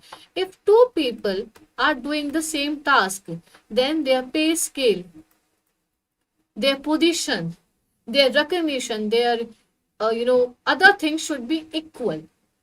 Then it will not be an unbiased task. And if things are not equal, if he is treating them differently, one of the employees is getting salary of rupees 80,000 and another one's pay scale is rupees 60,000 only. तो यहाँ पर clearly the employer is not focused upon the equity. वो fairness और justice नहीं ला रहे अपनी organization में, और यही अपनी theories में कौन बात करते हैं? मिस्टर एडम्स बात करते हैं. So when a person feels that he is being treated unfairly, so he start crying. Of course, just a sarcastic tone. वो actually में रोएगा नहीं. And by the organization, it can have the adverse effect on the person's motivation and performance. All right. Okay, I hope the things are clear to you. I'm repeating again. Why am I saying the comment? When a person feels that he is being treated unfairly, उसे क्या लगेगा यार, that उसका motivation affect होगा, उसकी performance affect होगी, and which ultimately leads to the ineffectiveness of the organisational goals. Okay, now these are the two important factors when it comes to equity theory. It is input and it is output. Let us talk about what are inputs now, then we'll move forward with the outcomes. Inputs are the efforts that put by an individual in his job, and outcomes are the rewards. Whatever efforts are you putting? Whatever efforts are you putting in performing the task in terms of your skills? Your efforts include your skills, it includes your knowledge. It is the part of your inputs. All right. What are the output? What are you getting after completing a particular task? Okay, so what are the outcomes? For instance, your salary is your outcome after completing the task. So what happens? अब एक human person को tendency होती है to constantly compare himself और herself with himself और herself as well as with other people as well in the organisation as well as from the outside organisation. So input and outputs are compare to find the state of equity और inequity. अब होता क्या है, लोग compare करते हैं, अपने output को इनपुट से कंपेयर करते हैं और बाकी के आउटपुट को बाकी के इनपुट से, कि हाँ मुझे तो सैलरी इतनी मिल रही है, वो बंदी इतना काम करती है, उसको X% ज्यादा पे कर रहे हैं.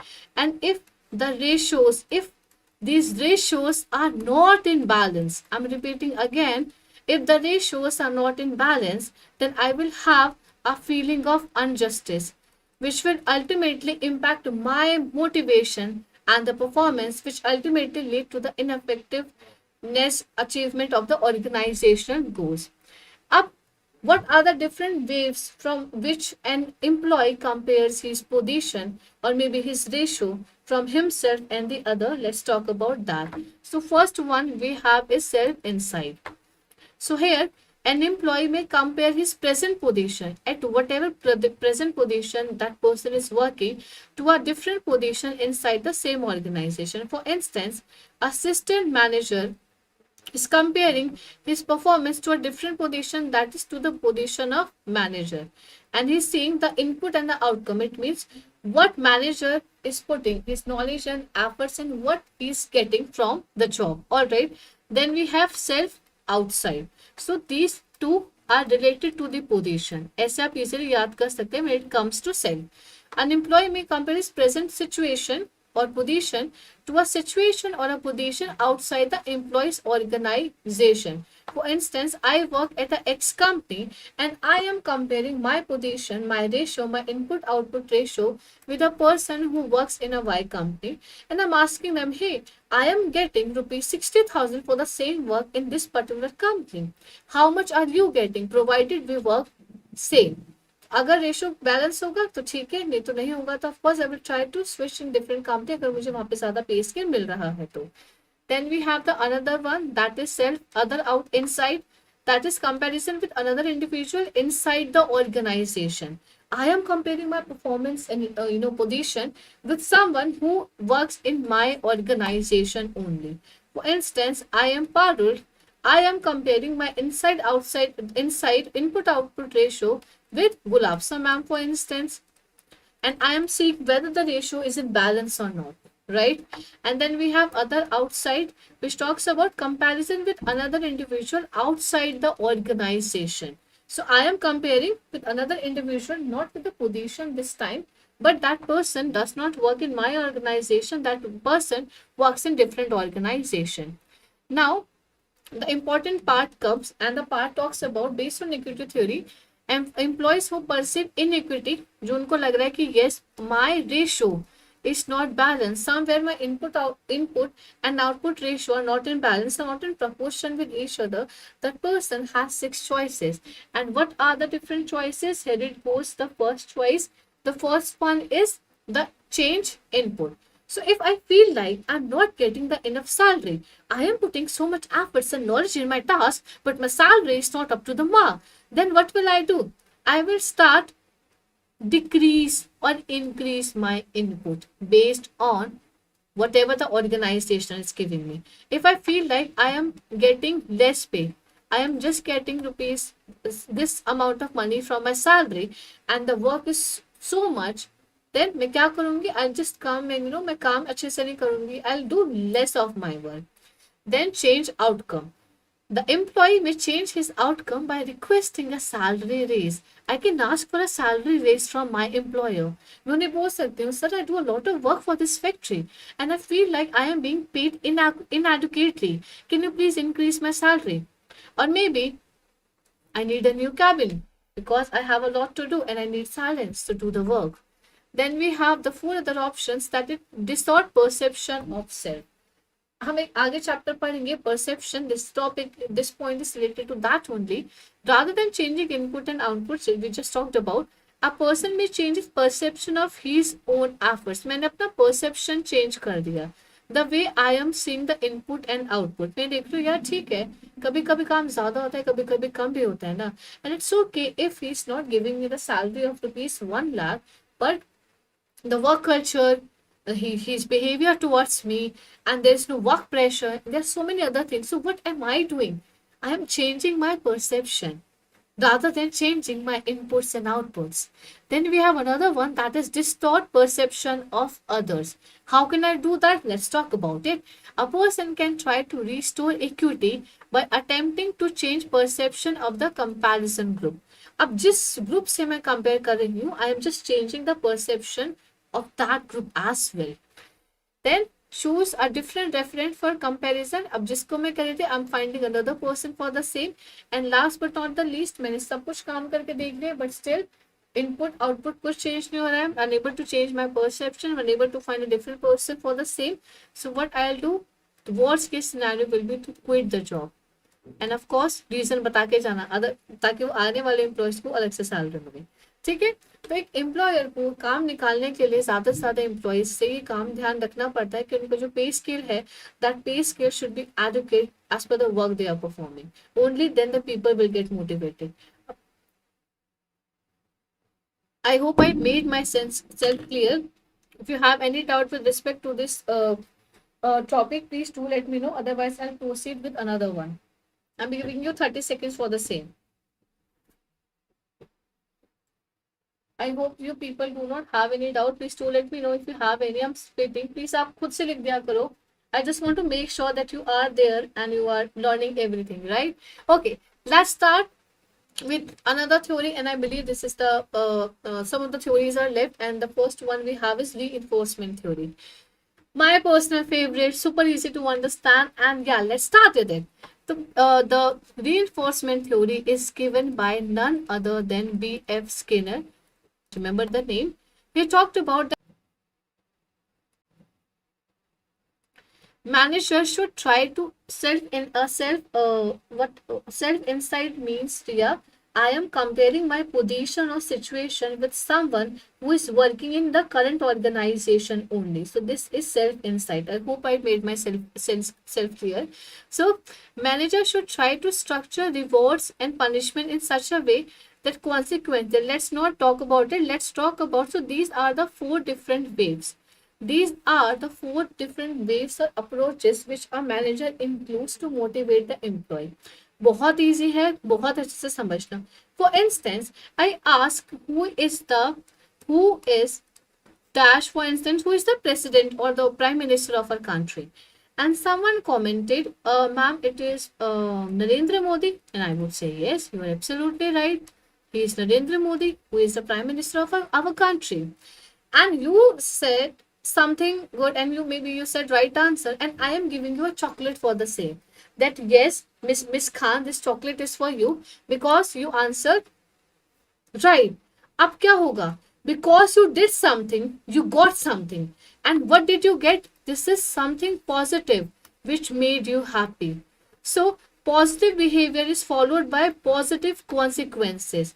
अब यहाँ पे if I talk about from an organization's point of view, manager place कर रहा है, मैं टाइम पर आई और maybe I have done something great and he praised me in front of so many people, and I will do the next task with full dedication. Why is that? So just because I feel like, yes, if I repeat the same work, my manager will again appreciate me. Okay, so why am I doing something? Because there is some positive outcome that I will be get. I hope आप clear हैं. All right. Then we have negative reinforcement. Negative reinforcement means I'm motivated to do something because I want to avoid some negative circumstances or some negative scenario. For instance, my again sir tells me that 9 to 6 time है और अगर कोई late आए, मैंने example आपको दिया हुआ है, अगर कोई लेट आया तो उसके उस दिन की एब्सेंट मार्क लगेगी. एंड ऑफ कोर्स मैं चाहती हूँ कि मेरे उस दिन के एब्सेंट मार्क ना लगे. So I will leave my home on time just because I reach my office on time or before time.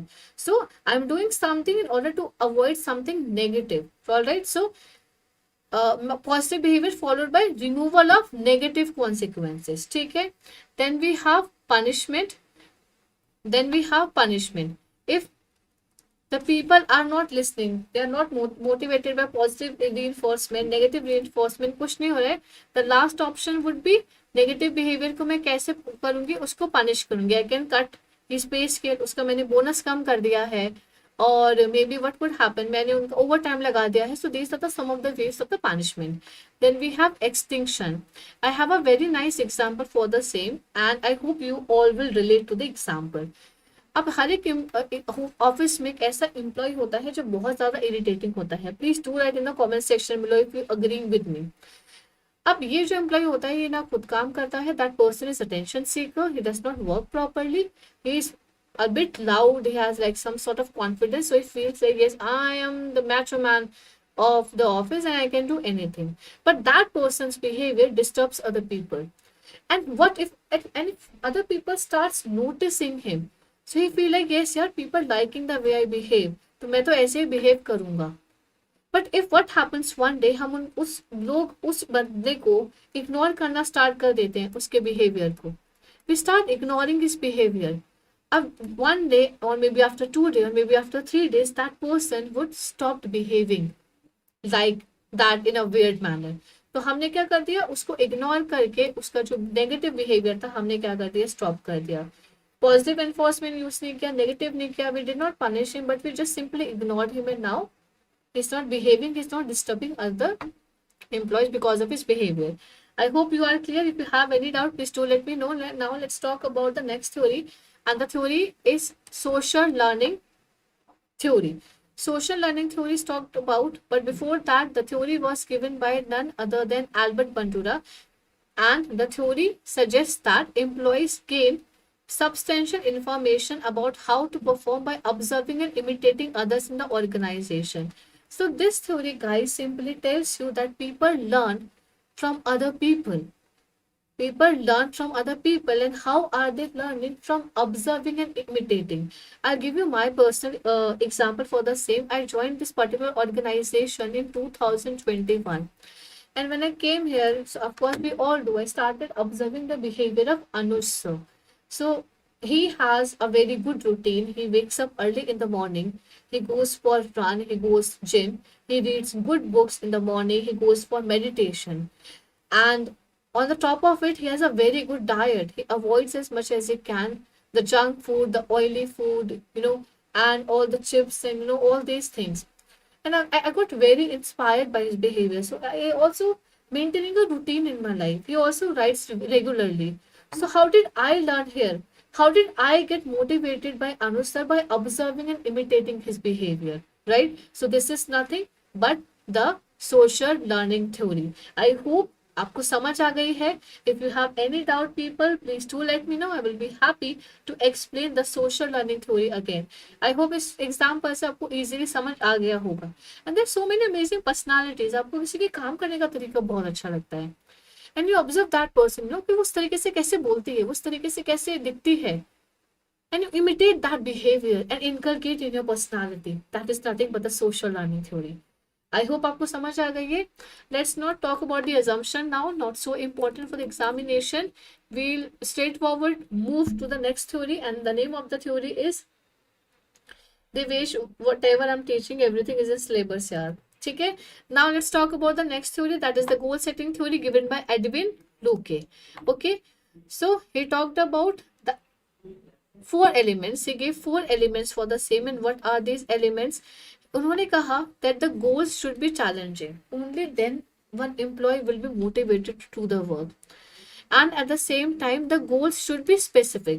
मैंने आपको कहा, और my I tell my gym instructor that I want to reduce my weight, and after 2 months I am going to him and telling him, मैं तो weight reduce नहीं किया. So वो बोलेगा, मैम आपने मुझे स्पेसिफाई किया ही नहीं था कि आपको कितना वेट रिड्यूस करना था.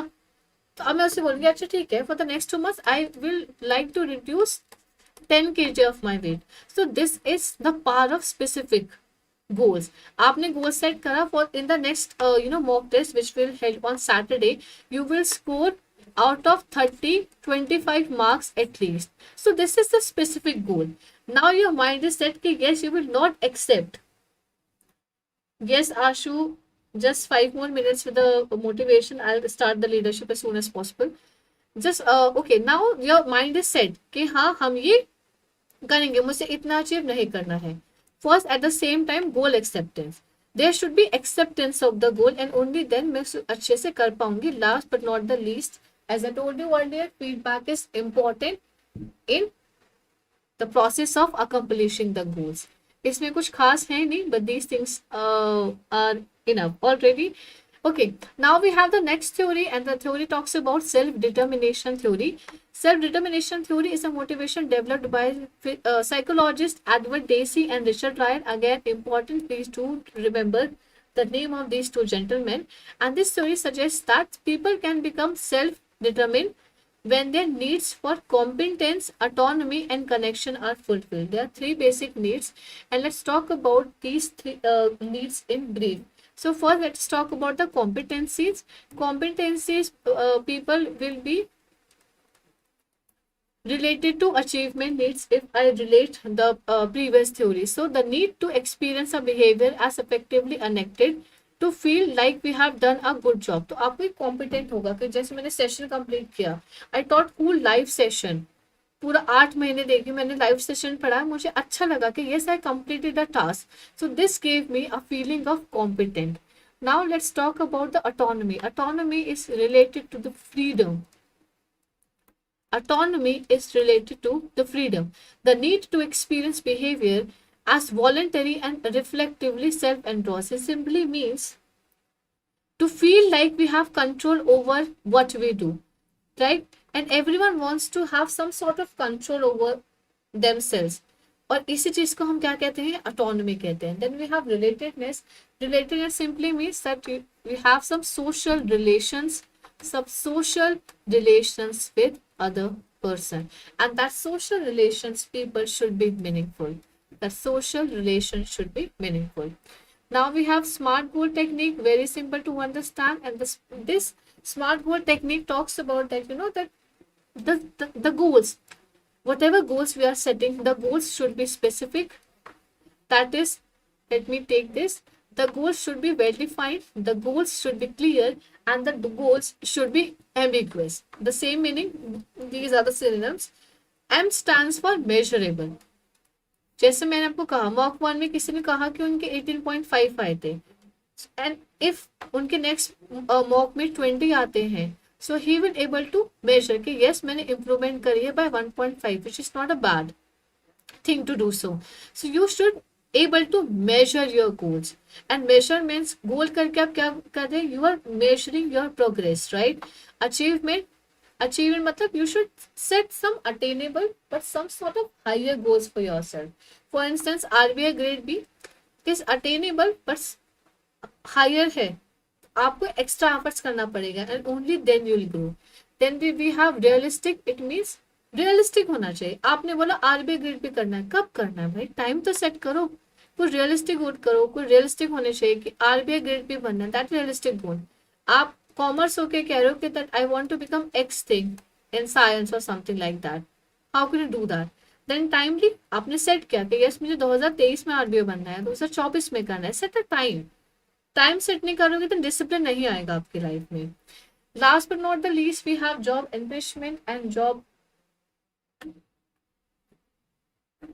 Oh yes, Kaushal is right. It is uh, all right, unambiguous. All right, now last but not the least, we have job enrichment versus job enlargement. These are the two motivation techniques people that an organization follows in order to motivate the people. How? So job enrichment simply means vertical loading, and job enlargement, here it is already written, that is horizontal loading. Let us understand the meaning of these terms now. Job enrichment simply means the manager is trying to make your work interesting by giving you some extra responsibility. That person is upgrading the content of your job. That manager is giving you some extra responsibilities, some extra challenges, and the purpose is to make the work more challenging. For instance, uh, I work as a X position, and in the next year, Anuj sir gave me the position of manager. So, what is he doing?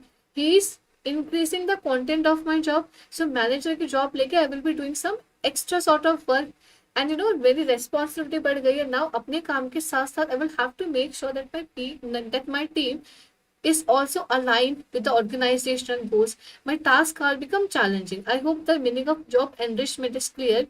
Now let us talk about job enlargement. The job enlargement is talk about that your position is same, but आपका काम बढ़ गया है. For instance, this is the receptionist. Her work was to just attend the call and nothing else. But to make her work interesting, what the manager did, उन्होंने कहा, now with attending the calls as well, you will also attending the people whosoever coming in the company. So job enlargement में तब उनकी same जो position थी उनको उन्होंने work interested कर दिया है.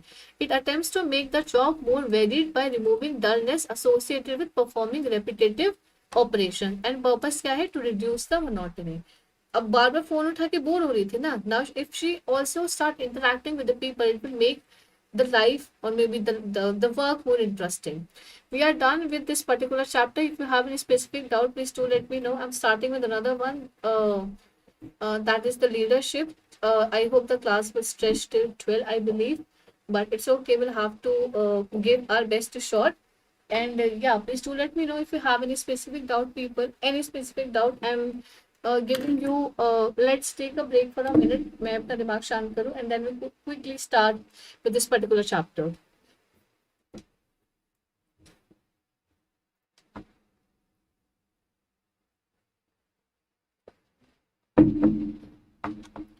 Okay, Iran. Okay, Kaushal. Thank you so much for replying. Okay, so I believe we have time constant. Let's quickly start with the next chapter. Okay, the chapter again. No, I will not stress anymore now on this particular chapter. Let's start right away on leadership.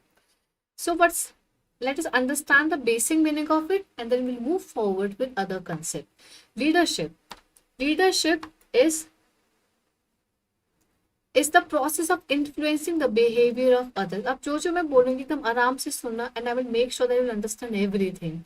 So leadership is the behavior of influencing the behavior of others. What am I doing?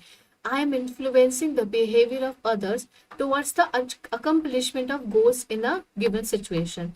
This is the most important and the simplistic definition of leadership. If you're writing any descriptive answer, please make sure that you are writing this definition बहुत ज़्यादा simple है. It is the ability of a manager to induce subordinates to work with confidence and zeal. So what are we basically doing? What is a leader is doing? A leader is influencing, प्रभावित कर रहा है वो किसको? The behavior of the subordinates so that they achieve the organizational objective. I hope I make myself clear. This is the leader, right? And leader merely क्या करते हैं? A leader must have followers. If the followers are not there, तो वो किसको lead करेगा? तो first the followers are should be there. और इन्हीं फॉलोअर्स को हम लीड करने की बात कर रहे हैं, इन्हीं फॉलोअर्स को हम क्या कर रहे हैं, इन्फ्लुएंस करने की बात कर रहे हैं. So according to Louis Allen, this is also important. अगर आपको किसी इंपॉर्टेंट थ्योरीज की डेफिनेशन पता होती है तो प्लीज उन डेफिनेशन को भी लिख लिया करिए. So leader is the one who guides and directs other people. He is guiding, he is directing other people. He gives the efforts of his followers a direction. He is giving them a direction and purpose by influencing their behavior. So make sure when you write any descriptive answer, you make sure that keywords have to be there. For instance, यहाँ पे हमने तीनों definition पे influence word को पढ़ा. So ये हमें बता रहा है कि influence को हमें लिखना जरूरी है. This is the key word when it comes to the chapter leadership. Okay, then we have okay, let it be. Okay, there's another misconception that that manager and leaders are saying there's a slight difference between these two personalities, and we're going to focus on the difference. And here it goes. So let's talk about the manager first. It derives the employee. Derives the employee simply means that manager just gives the order that you do this, you do that. Just don't stop if you're tired or something like that. So what is he doing? He's driving the employee. Here the leader is inspiring the employee. I'm repeating again. Here the employee is inspiring the leader. I'm saying the employee. Here the leader is inspiring the employees. Krishna, I can't afford to give 5 minutes of break. आप देख लेना बाद में आके. Okay, yeah. Now let's talk about another one, that is accomplishes work at the expense of the employees. What this point is saying, that he or she merely focuses on the task. He or she does not give consideration to the employees in any sort of way. उनको उनका काम होना important है at any cost, right? That is why it is saying that at the expense of the employees they are doing it. And it, I know leader का focus काम पर भी रहता है, but at the same time it also focuses on the development of employees as well, right? And then we have another one, it uses negative approach. Never mind what do you think, I do it my way. ये सब नहीं बोलना है, आपको जो काम दिया आपको उसी तरीके से काम को करना है. And here it uses positive approach. We will work it out together. What do you suggest? So he is like behaving like a brother. He's behaving like a mentor. That you are not into this together. You are not into this alone. We are in this together, and we are going to do this together. And this is the real power of a good leader. Now we have another one, that is it instills fear in employee by threats and coercion. So यहाँ पर again, if I relate the chapter motivation here, we are talking about theory X managers here, and what are they doing? They're using the carrot. They're using the carrot and stick approach for what? To let people do the work. And here it coaches the employee. If he feels like कि हाँ कोई काम अच्छे से नहीं हो रहा है, and that person makes sure that it is the responsibility for me to teach the employee, and it also shows him or her how to do the job. Managers believe in I, but the leader believes in me.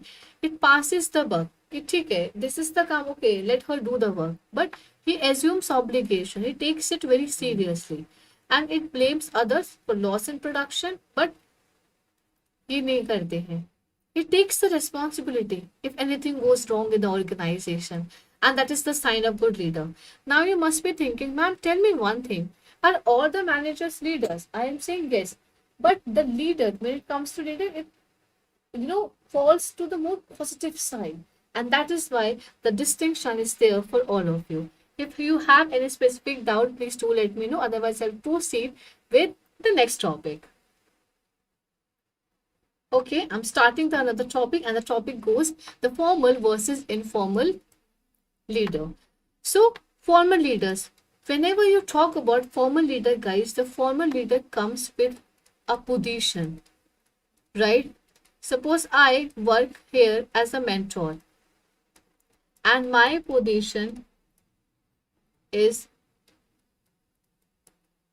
manager. I'm repeating again.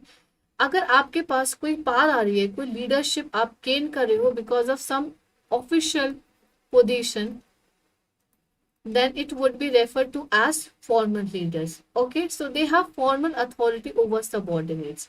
उनको organisation ने choose करा है कि yes, you will give the orders.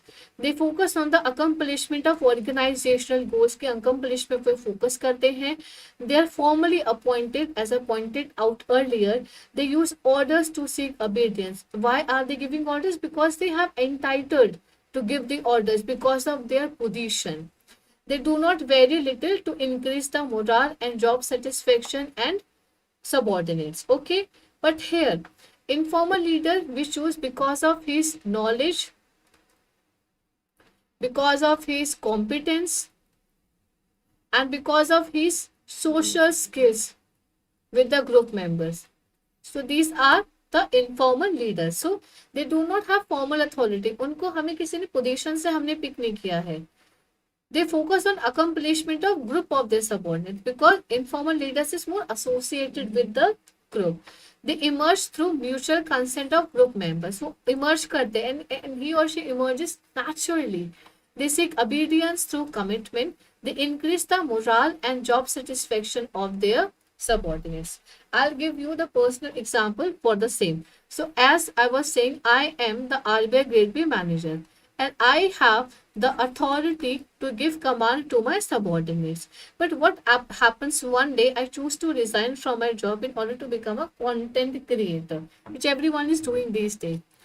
अब मैं बाहर अपने subordinate से मिली after my resigning and I am again starting giving him the order. वो बोलेगा ma'am you are not my leader any more because formal leadership comes with the position. All right,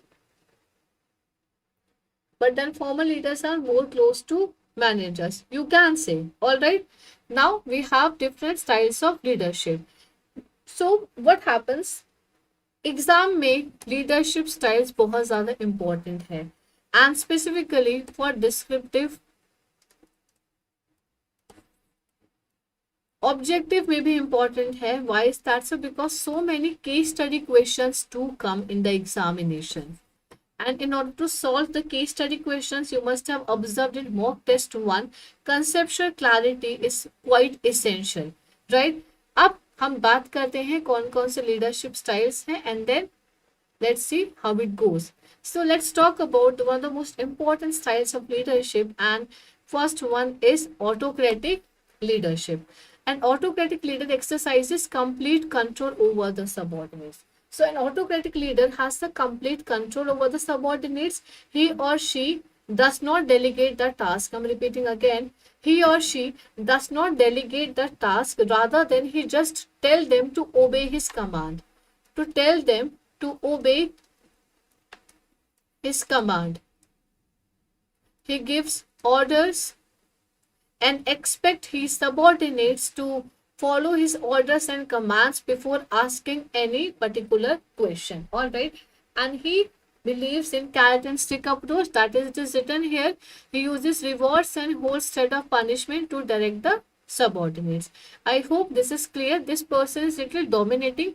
The best example of autocratic leader would be Hitler, and he is the main reason behind World War II. तो उन्होंने बहुत cruelty वे में Germany लोगों को influence किया था to fight for the world war second and they were not allowed to ask any question. It was an obligation for all the men that time to participate in the war. So that is an autocratic style of leadership. All right, now we have participative or democratic leader. So what he does before he takes any decision, in the informal decision, he takes the suggestions.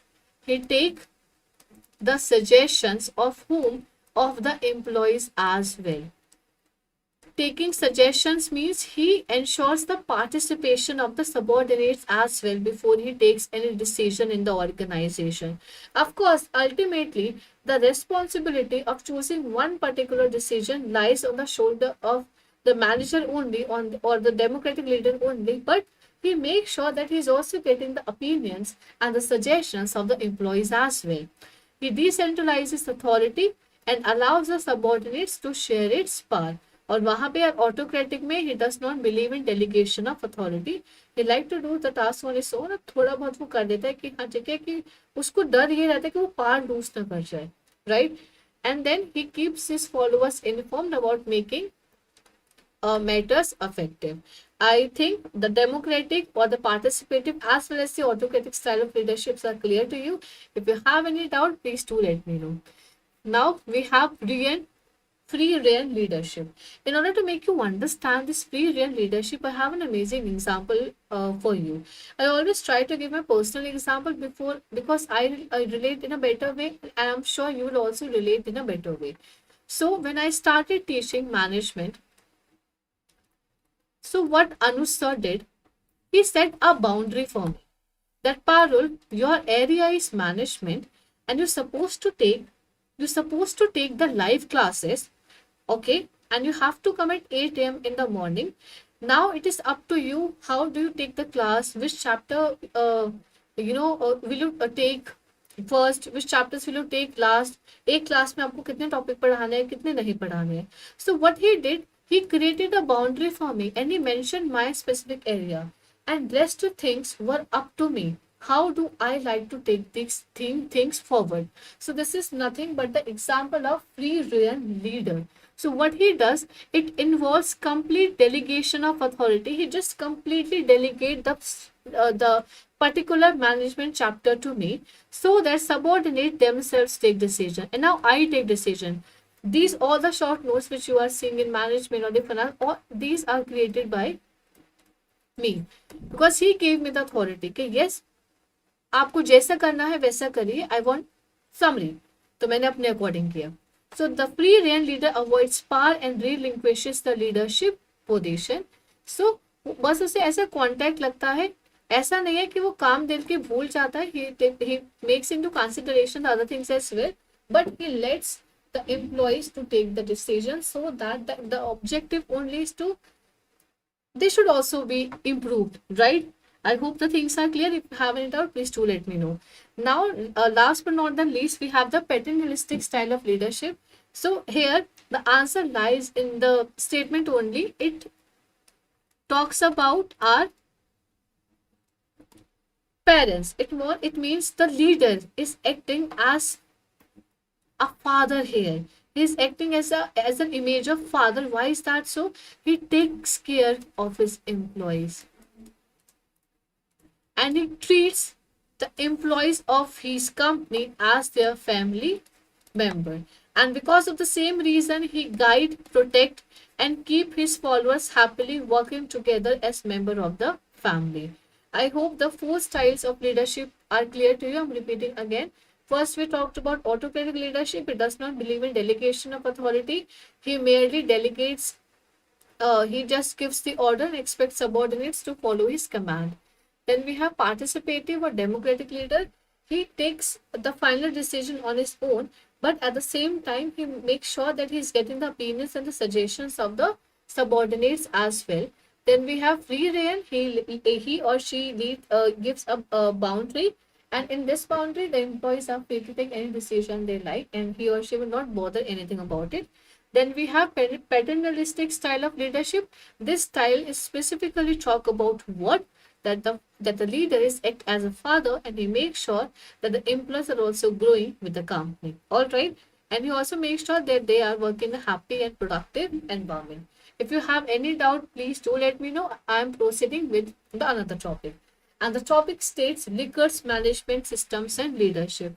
अब बच्चे confuse ये होते हैं. Mister Likert also provided 4 different styles of leadership, and these are the names of these different styles. First, we have Chandra Roy is asking which type of leadership is expected from a grade B officer. I don't know. Ask yourself. Ask yourself. You want to be an RBI grade B officer, right? So let us talk about. I was talking about Rensis Liggett. So if the descriptive question comes in the examination, and in the question it is writing, comment on the styles of leadership. So पहले आप क्या लिखेंगे, जो हमने basic styles चार discuss करे.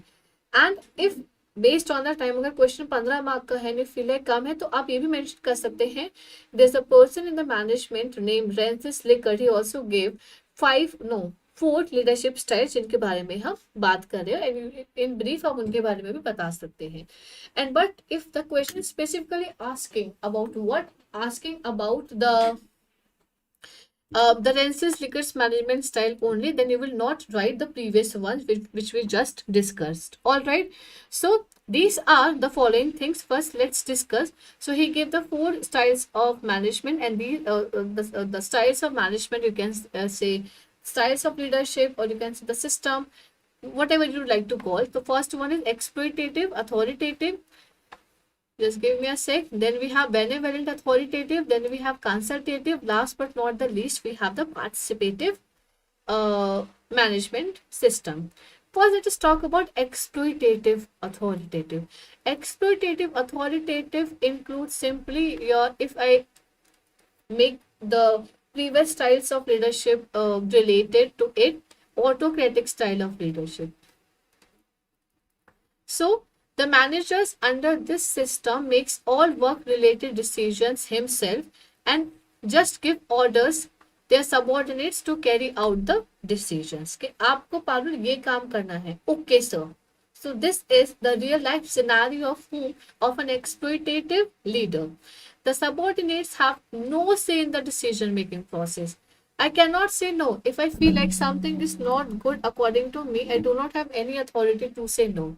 The communication between the manager and his subordinates is highly formal in nature and downward in direction. So the communication is, let me take the highlighter, the communication is highly formal and downward in direction. Downward simply means that they are focusing on the order only.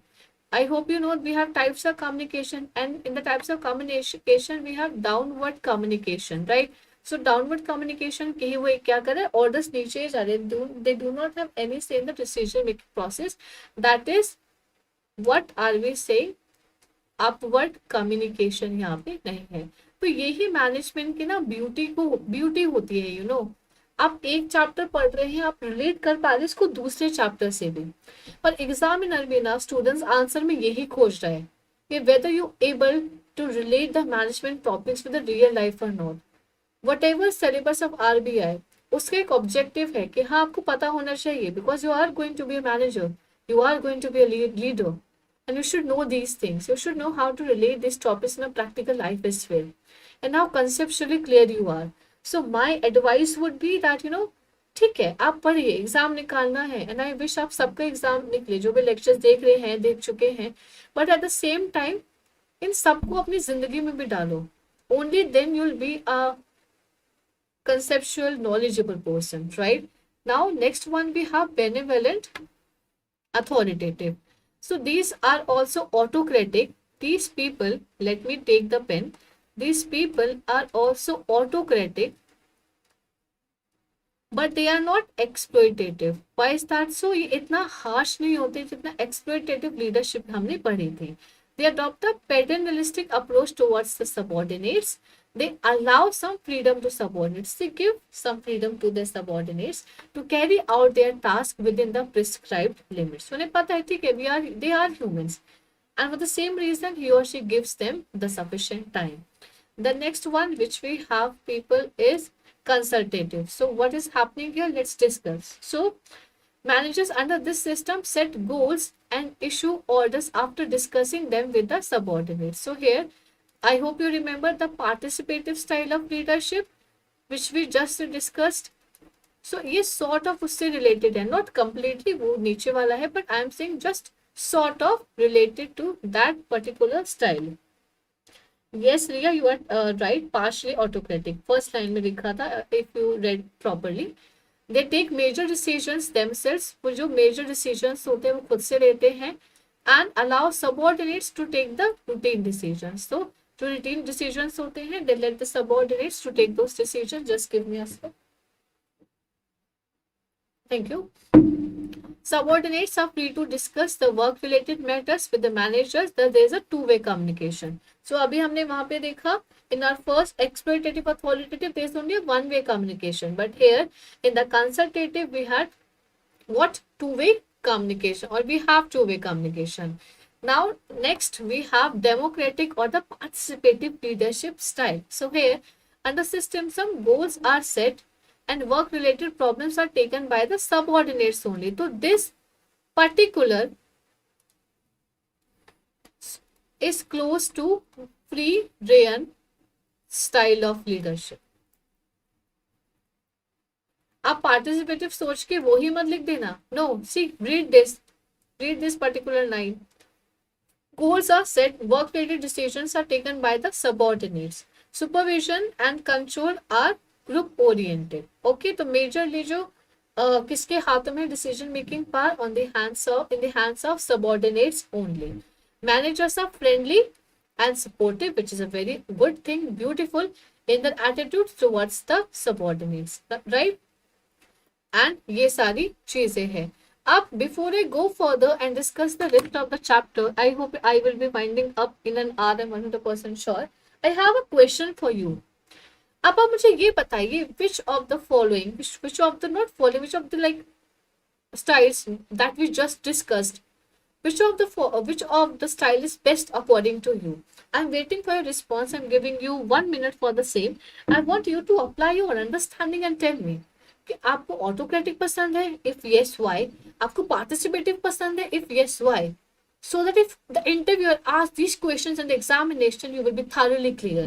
And I want to know ये कि आपका क्या mindset है और आप कैसे उसको एक real life में relate कर पाएंगे. Please guys, make the session interesting by like having conversation, because it is important.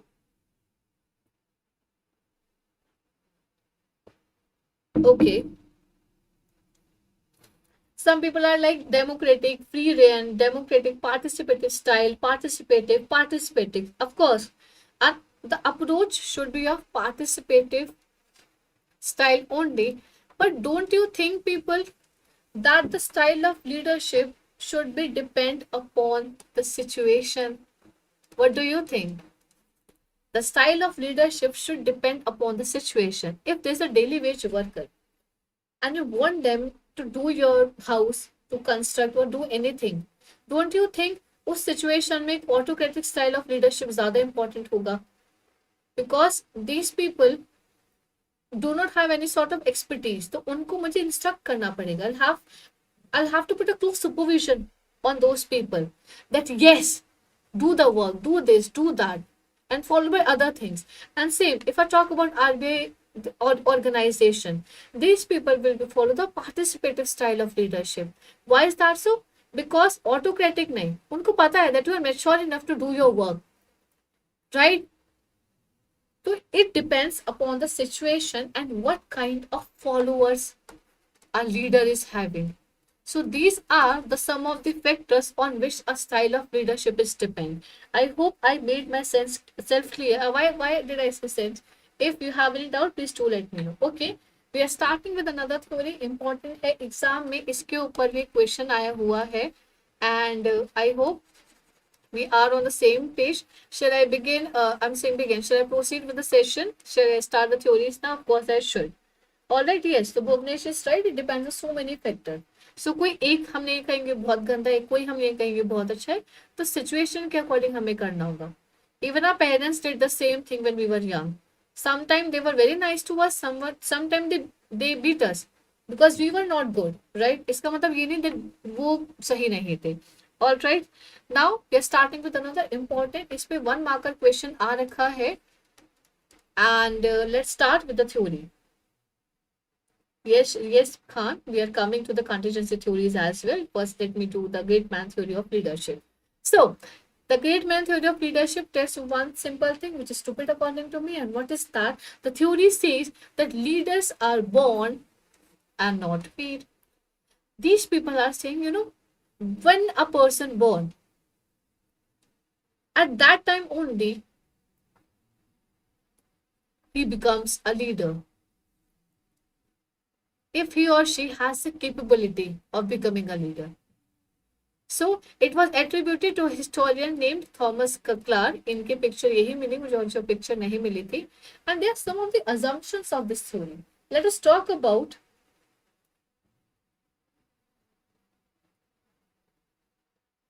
Just give me a sec. We have comment now. Krishna, please write your doubt. What is the precise meaning and difference of autocratic directive shared? Forvin Amar is asking, give the practical example of the same thing. Yes Krishna, of course leadership बहुत important है भाई, यही तभी तो हम पहले करा रहे हैं, प्लीज मत छोड़ना। एक्सप्लॉइटेटिव में हम बात कर सकते हैं, if I give personal example Hitler की, ठीक है। And if I talk about the participative APJ Abdul Kalam, when he was working on missile on that thing. Benevolent, you see, it depends upon the organization to organization. मेरे पास कोई specific example नहीं है कि ये होगा वो होगा और मैं पॉलिटिशियंस के एग्जांपल आपको देना नहीं चाह रही हूँ। Consultative, it's like also depends upon the organisation. तो यहाँ पे एग्जाम्पल से बेटर है कि आप सिचुएशन को समझो। If you understanding the situation, it will be easier for you to apply one particular method there. Alright, ask yourself, अगर आपका भाई बहुत ज्यादा शैतानी कर रहा है, will you you know apply participative approach there? No, you will be exploitative, authoritative there, because he is small, he is infant, he is not understanding anything, he is very naughty, और आपको उसको डांटना पड़ेगा। The example of Shinchan I gave you. अब Shinchan की mother participative approach use नहीं करेंगी, Oswald की मदर एक्सप्लोइटेटिव अथॉरिटेटिव नहीं अप्रोच करेंगी। तो there are certain factors which are important to consider before we choose one particular thing. Alright, okay, now let's talk about assumptions. So what are the assumptions? The leaders are born and not made and possesses certain traits which were inherited. इन्होंने बोला, and one of the Bhuvnesh write the same thing। यहाँ पे अभी आपने देखा होगा King Charles the third became the king of England. So we don't know whether he has the capabilities or not, but just he born, उनको बना दिया है because it's a traditional authority. हम पढ़ेंगे अथॉरिटीज जब आएगा। सो ये कह रहे हैं कि जब वो लोग पैदा होते हैं, there are certain traits which they have, and great leaders can arise whenever there is a great need. अब एक सिचुएशन पे बेस पे भी होता है, अब एक नीड है, उसमें आपको डिसीजन लेने की जरूरत है, and no one else is taking initiative, and if you took the initiative, it means you are a leader, you are a born leader. So great man theory emphasize on what the theory is emphasizing upon. The theory is emphasizing upon one thing, and what is that?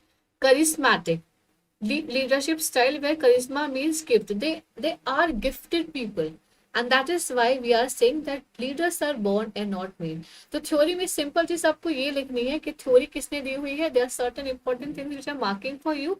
The theory was given by Thomas. Just give me a sec.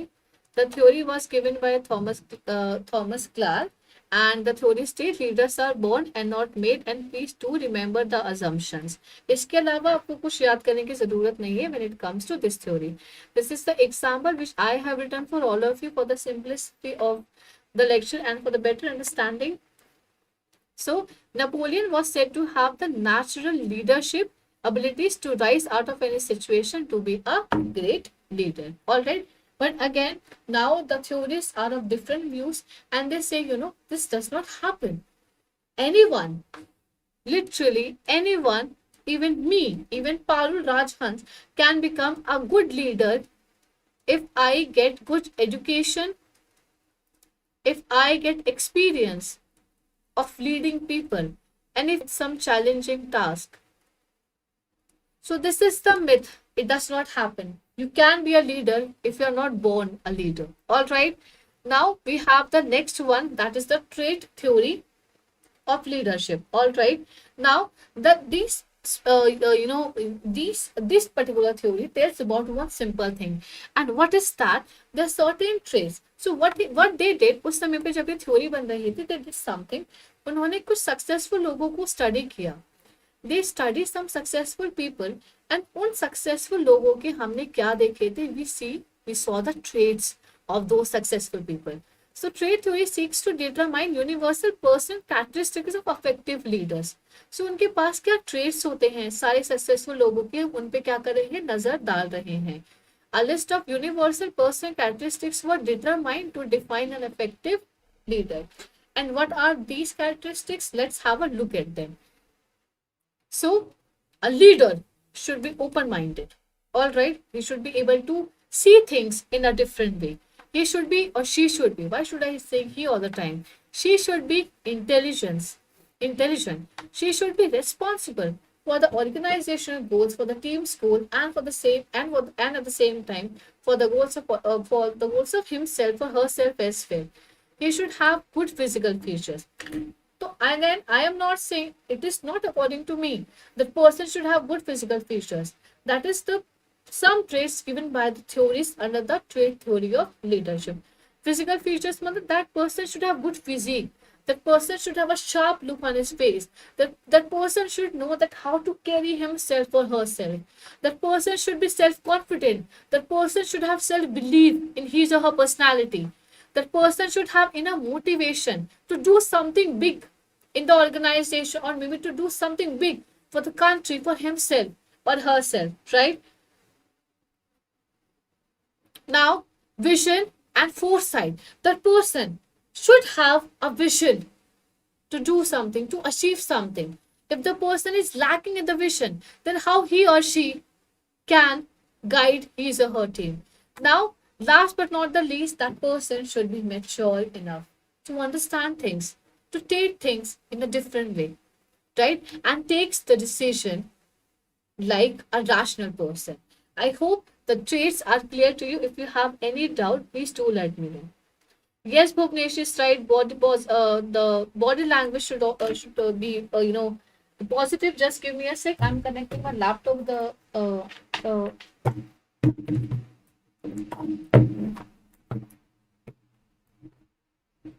okay, I can't do that. Okay, I just okay. Okay, now let me start with this thing. So it must be noted that personal traits are only a part of the whole environment. Thus, the trait theory explains only a part of the effective leader. तो ये भी इन्होंने लाख किया कि सिर्फ हम trades के basis पे नहीं कह सकते हैं that what person one person is an effective leader. I hope the theory is clear to you. If you have any doubt, please do let me know. I will be happy in answering the doubts for you people.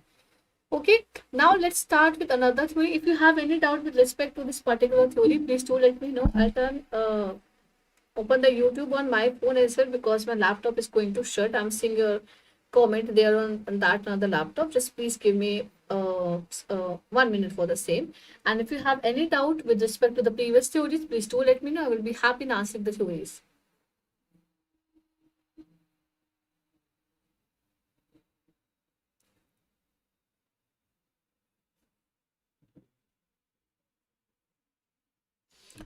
All right. Okay. Now we have one of the most important and another interesting theories of leadership, and the theory states the same. Leadership continuum. Just give me a sec. Let me turn off the volume and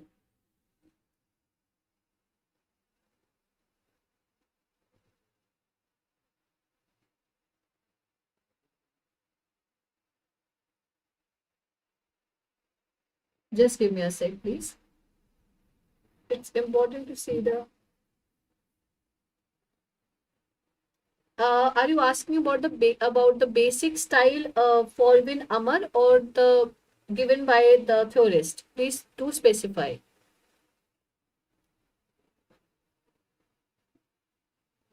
Okay, yeah. Let's start with the leadership continuum now. This particular theory was given by these two gentlemen. Please do remember the names. And they talked about something very important and something very interesting. And what is that? Let's have a look. So they talked about the possible range of leadership style. I'm repeating again, the range of leadership style.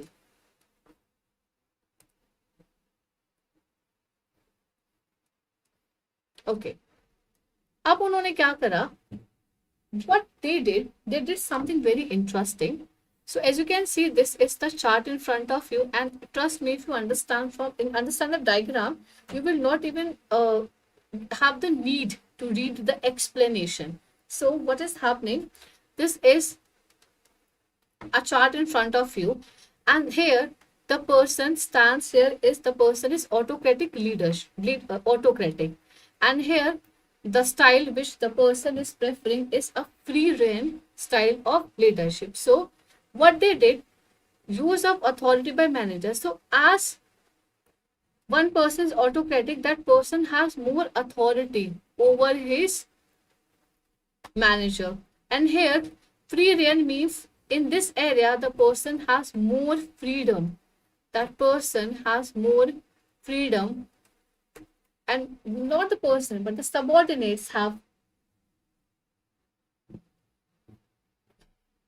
Bhuvnesh, please let me finish this now, then I will answer a question later. All right. So, as I was saying, as I am going from left to right, as I am going from left to right, the authority taken by the manager is going diminished, and the freedom which have which subordinates are having are getting increased. So यहाँ पे क्या हो रहा है?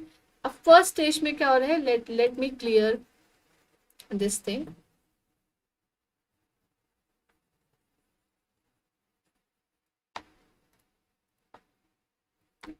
Now these people are saying use of authority by manager. So here manager makes the decision and announces it, followed by manager says the decision and other important things.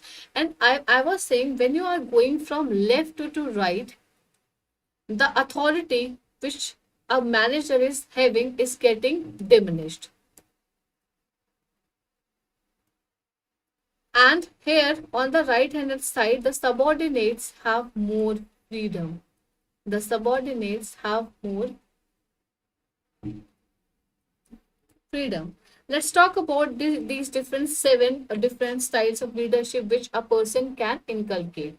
So first in this, manager makes decision and announce it. And please make sure that this is, we are talking about autocratic. So we are starting from autocratic followed by the free reign. वहां तक हमें जाना है. So we have on the left side, please always remember, we have left side autocratic, and on the left side we have free reign style of leadership. I hope you will remember. So first one which we have is manager makes decision and announces it, and we all know who does that. Guess, of course, autocratic leader. So what is happening here? It is an extreme form of autocratic style of leadership where your boss is taking the decision and telling you to implement the same. They're not taking your suggestions. I'm repeating again, they're not taking your suggestions. They're just simply asking you to follow his or her instructions. Then we have second one, that is manager sells the decision. Now, what does it include? Let's talk about that. In this style, the boss alone takes the decision. Here, again, boss is taking the decision, but he is or she is persuading the subordinates to accept it. Now you must be thinking, ma'am, what is the difference between first and second? यहाँ पर वो announce कर रहा है, यहाँ पर वो sell कर रहा है. I'm not getting the point. So here there is a little manipulation involved in the second point. I'll give you an example for the same. Suppose my sir asked me that from tomorrow onwards, Parul, you don't have to work from 9 to 6. You need to work 9 to 9 as the exams are approaching. The big exam, RBI exam is approaching, and I want my students to get everything on time, and I'm not requesting, I'm telling you for the same. Of course, I will be reluctant because it's not easy to work 12 hours, right, in a day. I have my personal life as well. I will be reluctant and might say no to him if I get the chance. But after some time, he comes to me and tells me, Parul, if you work 3 hours extra, I will give you your salary thrice as much as you're getting for 1 hour. And at the same time, I will also provide you a cab facility for your home. And at the same time, the dinner will be sponsored by me.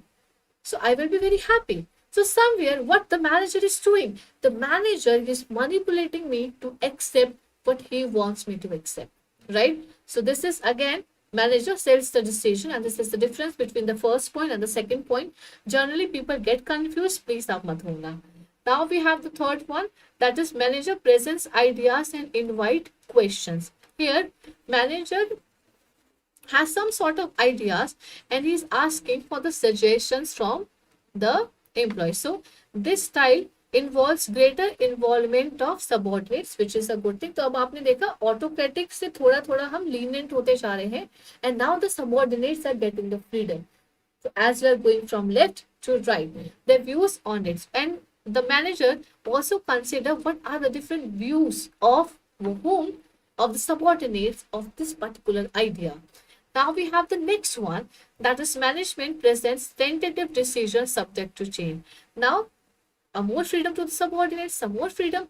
Now, some idea is there, and the manager can change if he feels like some of the good suggestions are coming from the employees. Herein, the boss takes a tentative decision. Tentative, it means the decision can be changed and modified in the light of the views expressed by the subordinates. So, यहाँ पर approach कैसे हो सकती है? Our boss can say, I'm thinking about how we start using X thing in the organization. What do you think, guys? So this is the approach, right?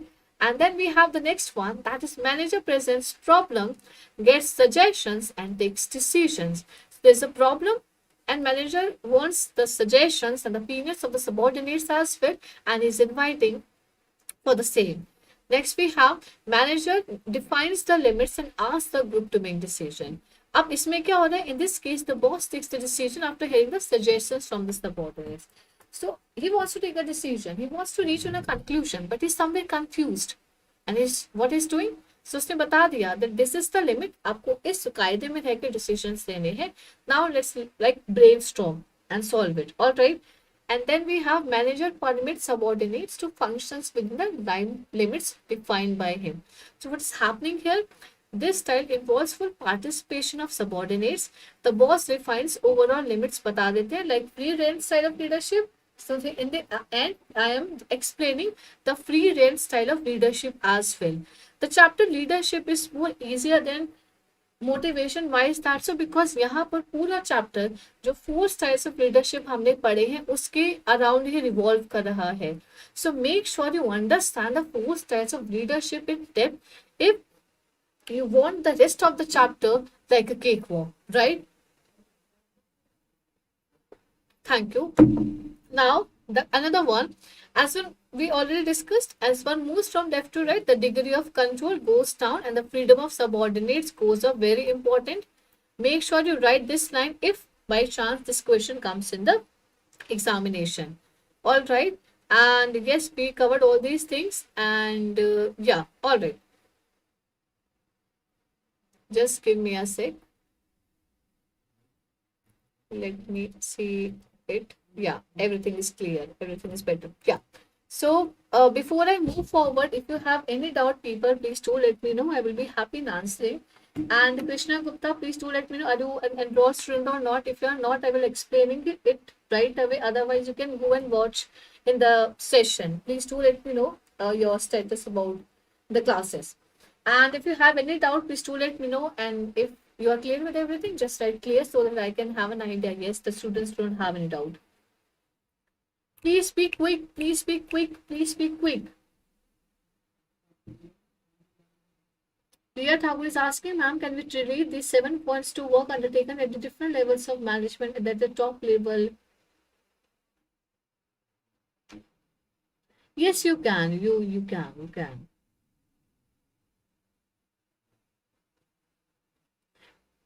Bhuvnesh हम कर सकते हैं, but it totally depends upon the question. आप एक question frame करके बताओ कि ma'am अगर ऐसा क्वेश्चन आएगा तो हम क्या कंक्लूजन लिख सकते हैं. सो दैट इज लाइक मैं बेटर आंसर कर पाऊंगी. So frame a question and let me know. All right. हाँ Krishna, so it would be my request to watch the lectures. मैंने बहुत ग्रेट डिटेल में वहाँ पे पढ़ाया है with more examples.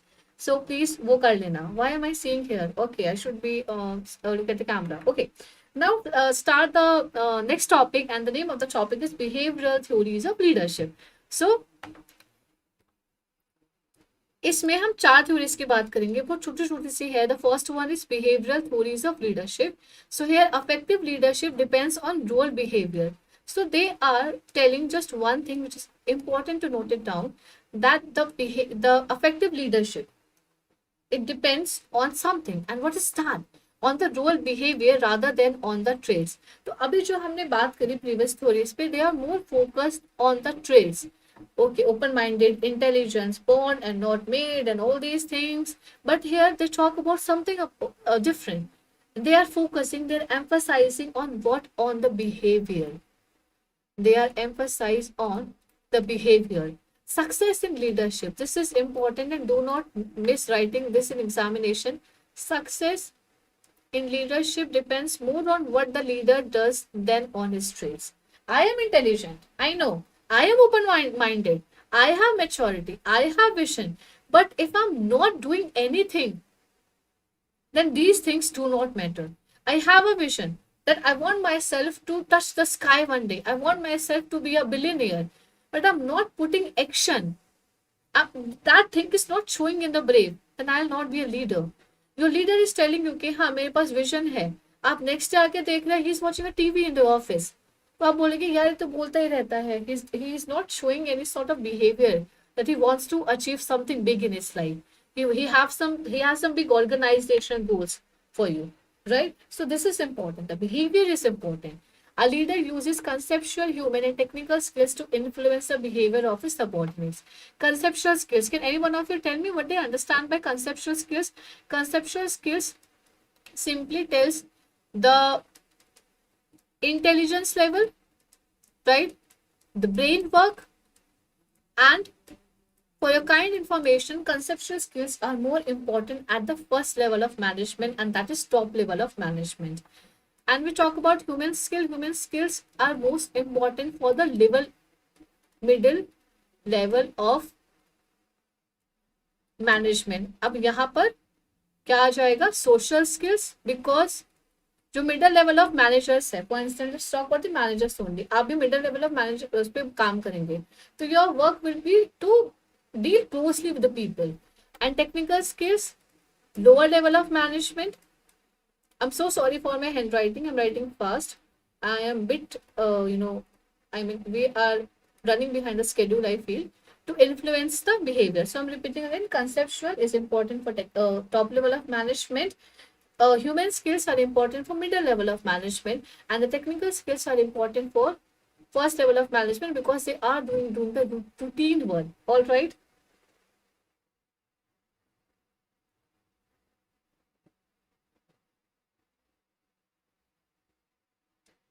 Just to say, a case study of authoritative leadership with focus on advantages and disadvantages. Okay. Yes, Bhuvnesh, you may write. You may write. Okay. Now, as I told you, in behavioral theories of leadership, we have four important theories. The first one is Michigan University, then by Michigan University, then by Ohio State Studies, Managerial Grade, readiness to the management style. अब before I start I like to make myself clear that ये जो theory सब हम पढ़ेंगे, ये जो theories है ये बहुत छोटे लेवल पे की हुई है. छोटे लेवल इन सेंस मीन्स एक यूनिवर्सिटी पे कर ली, जैसे यहाँ मिशिगन पे हुई है, वहाँ अहायो में हुई है. सो इसलिए हम शॉर्ट में पढ़ेंगे, ब्रीफ में पढ़ेंगे इनको, ठीक है. और उनकी इसलिए इनके जो डाउट रहता है इन थ्योरीज की वैलिडिटी पे, right, for the same. Just give me a sec. Let me pour my water into the glass. It's been 3 hours I've been speaking. Yeah. So let's start with the first one. That is the Michigan University.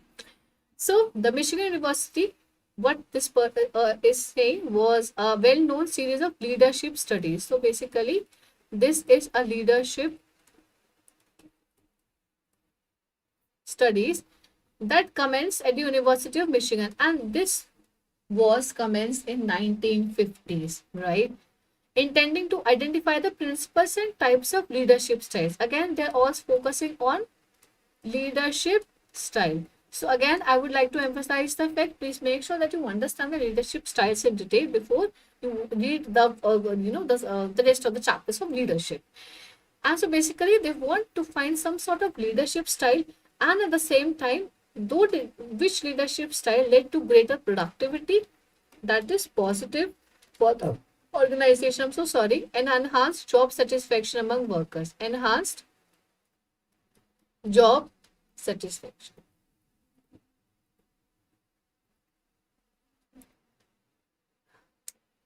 Before I move forward now, I have another question to ask you. I am providing a case to you and you will tell me आपको किस केस में अच्छा लगेगा और किस केस में आपको बुरा लगेगा. Buरा in the sense will not feel very good for the company. There is company X and there is company Y. The company X manager and we have company Y manager. Let's call the manager only X and Y. You are not well one day and you come to office. You tell your manager that I'm not feeling well. I'm thinking of going home. But your manager tells me, no, you cannot go home. You have a task to do. And I want this task to complete as soon as possible. It's okay. You can take the day off maybe tomorrow or next week. But I want this thing on priority. You are afraid of losing your job. That is why you can't say no and you start working. Now let's take the scenario 2. We have manager Y. You come to him and tells him that, I'm not feeling well. I'm thinking of going home. And the manager tells you, hey, it's okay. Please go home. Make your health a priority. And, do work from home. And if you feel not good tomorrow as well, take work from home. And please do let me know if you need any sort of, help from me. आप किस manager के साथ काम करना पसंद करेंगे? With manager X or manager Y? Please do write in the comment section below. And I'm starting with the explanation for both of them. So, यहाँ पर जो मैंने बात करी, so this is the example of manager X. The manager is more focused towards the task. They are more focused towards the productivity, towards the task, towards the targets, towards the goal. But here, the employee-oriented leader is the Y. Even he knows that, I am working in the organization and it is my responsibility. It is my responsibility to fulfill the task. But he also takes into consideration the employees as well. So that is why the first one is production slash people orient, production slash task oriented leader. And here it is employee oriented leader. I hope इस छोटे से example से आपको दोनों में difference clear हो गया होगा. I am taking a minute to explain the meaning of these two in greater detail. Jay is writing something. Okay, great. So, task-oriented style emphasized on technical aspect of the job, whereas it emphasized on human beings. All right. Employees are treated as means to end of more production. तो यहाँ पे employees को कैसे देखा जाता है? Mere tools of production. But here employees are treated as an end itself. मतलब the priority should be the employees. अगर employee अच्छा काम कर रहे हैं, they will end up producing good for the organization. So this is the mentality of employee oriented leader. So अगर मैं आपको कहूंगी, आप मुझसे पूछेंगे someone was asking RBI grade में क्या होना चाहिए, तो I would say choose a employee oriented approach, but make sure that the tasks are also you accomplishing at the same time. Then we have employee centered approach led to improve work flow, more satisfaction. यहाँ पे turnover absenteeism start हो जाएगा अगर ज्यादा कोई pressurise करेगा तो. और ऑफ कोर्स यहाँ पर आपके जो एक इंटरेक्शन रहता है, पार्टिसिपेशन रहता है, दैट इज फ्रूटफुल. यहाँ पे एक थोड़ा डायरेक्शन डायरेक्टिव नेचर हो जाता है, and the focus is on the technical aspect of the job more rather than the other thing. We are done with this theory. If you have any specific doubt, people, please do let me know. I will be happily answering the question to you.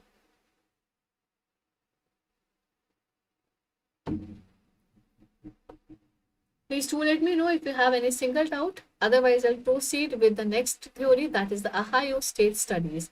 I will take half an hour extra to finish the chapter, and I'm like comfortable now. In the starting, I was getting a little bit nervous. I was feeling because this is the first time I was taking a live class on this platform, and take 2 big chapters. It's like it's a big thing itself. I came here.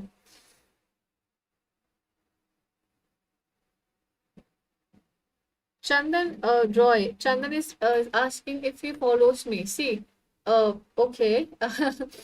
So, see, first of all, I would like to clarify that merely watching the crash course classes, the revision classes are not enough, because I'm teaching you as much as I can.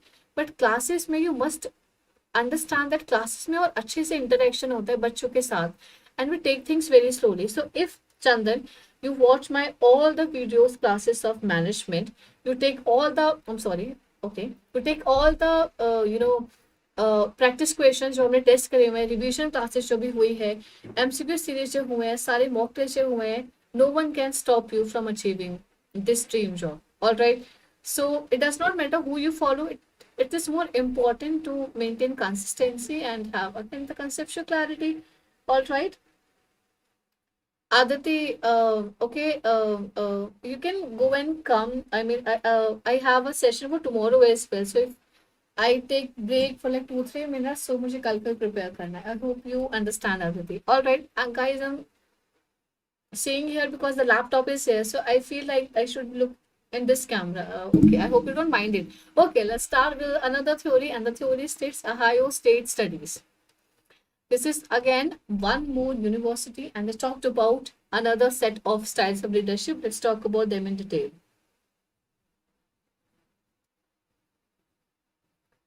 Guys, please सब कुछ पढ़ना है, कुछ नहीं छोड़ना है. That would be my advice. Then rest is your call. All right.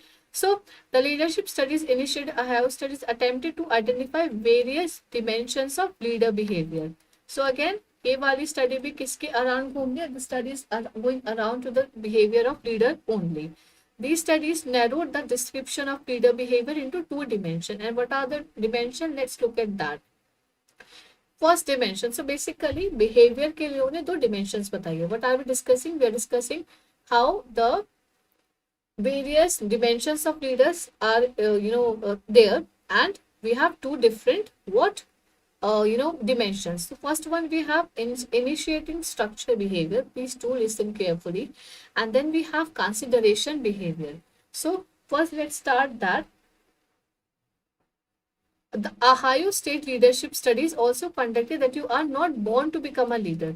So this study is saying that you are not born to become a leader, but if you learn, practice, as I was saying the same thing, okay, I am like the part of this particular university's research, okay, and developing yourself to become one, you can.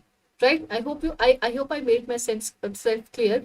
Now it is important to know what is this initiating structure behavior and what is this consideration behavior. Let's have a look at that. So initiating structure behavior means the behavior of leader who define the leader subordinates roles so that everyone knows what is expected. So first, the organization structure. I mean the jobs and responsibilities and the authority and responsibility relationship which we studied in organization structure chapters. These things should be clear to the employees. For instance, I work here in the office. I should be clear if I am in doubt which senior I should approach. Should I approach Anuj sir directly? Should I approach Manish sir, or should I approach Shubham sir for the same? So these things should be clear, and these things are part of initiating structure only. Not only these things, these other things as well. For instance, formal lines of communication, which I just talked about, and how the task will be performed. They are telling me to do this. But I'm not so sure how can I do that. All right.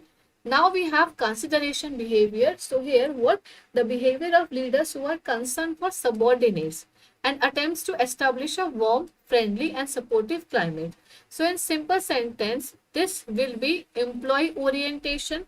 The manager is more oriented towards the employee, and here initiating structure behavior is more oriented towards the task orientation.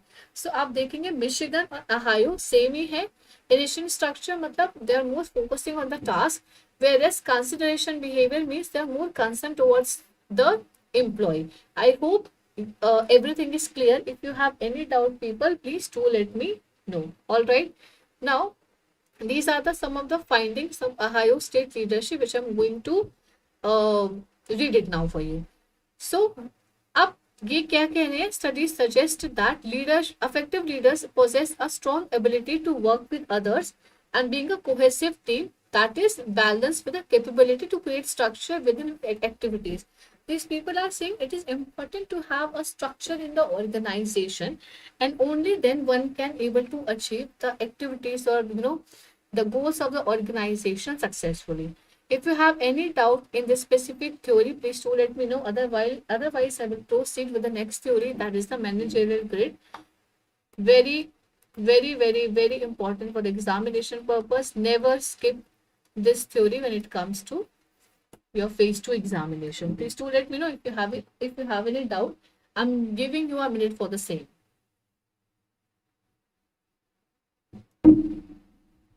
And if everything is clear, आप वो भी बता दीजिए मुझे. Do write in the comment section.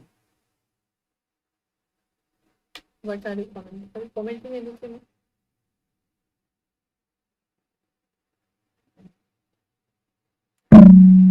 I hope everything is clear now. Let's start with the next theory, and that is the managerial grid. Important, very important. This was a one marker question again in the examination. If you see the previous year question, and these are the two people who propounded or developed the theory, that is the managerial grid. All right. So this model is based on two behavioral concepts. Okay, because we are studying behavioral theory. The first one is concern for people. And same, concern for people means employee oriented. Again, I told you earlier, leadership में सब repeat होता रहता है, पता नहीं क्यों लोगों को difficult लगता है. Employees oriented, and here we have task oriented leaders. So concern for people, I'm repeating again, employees oriented. Concern for results simply means production oriented. Let's talk about these two dimensions in greater detail. Concern for people involved, that is a great degree to which a leader considers team members' needs. So here the manager is taking care of the needs of the employees, their interests, the area of professional development, when deciding how best to accomplish a particular task.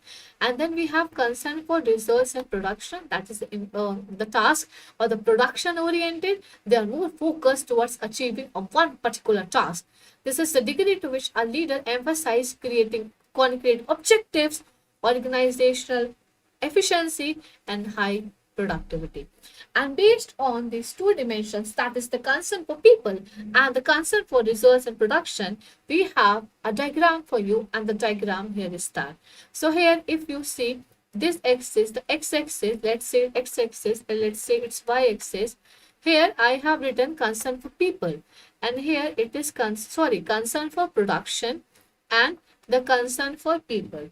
And for the examination purpose, you need to remember the names: task management, team management, country club management, improvise management. आपको सबके नाम पता होने चाहिए.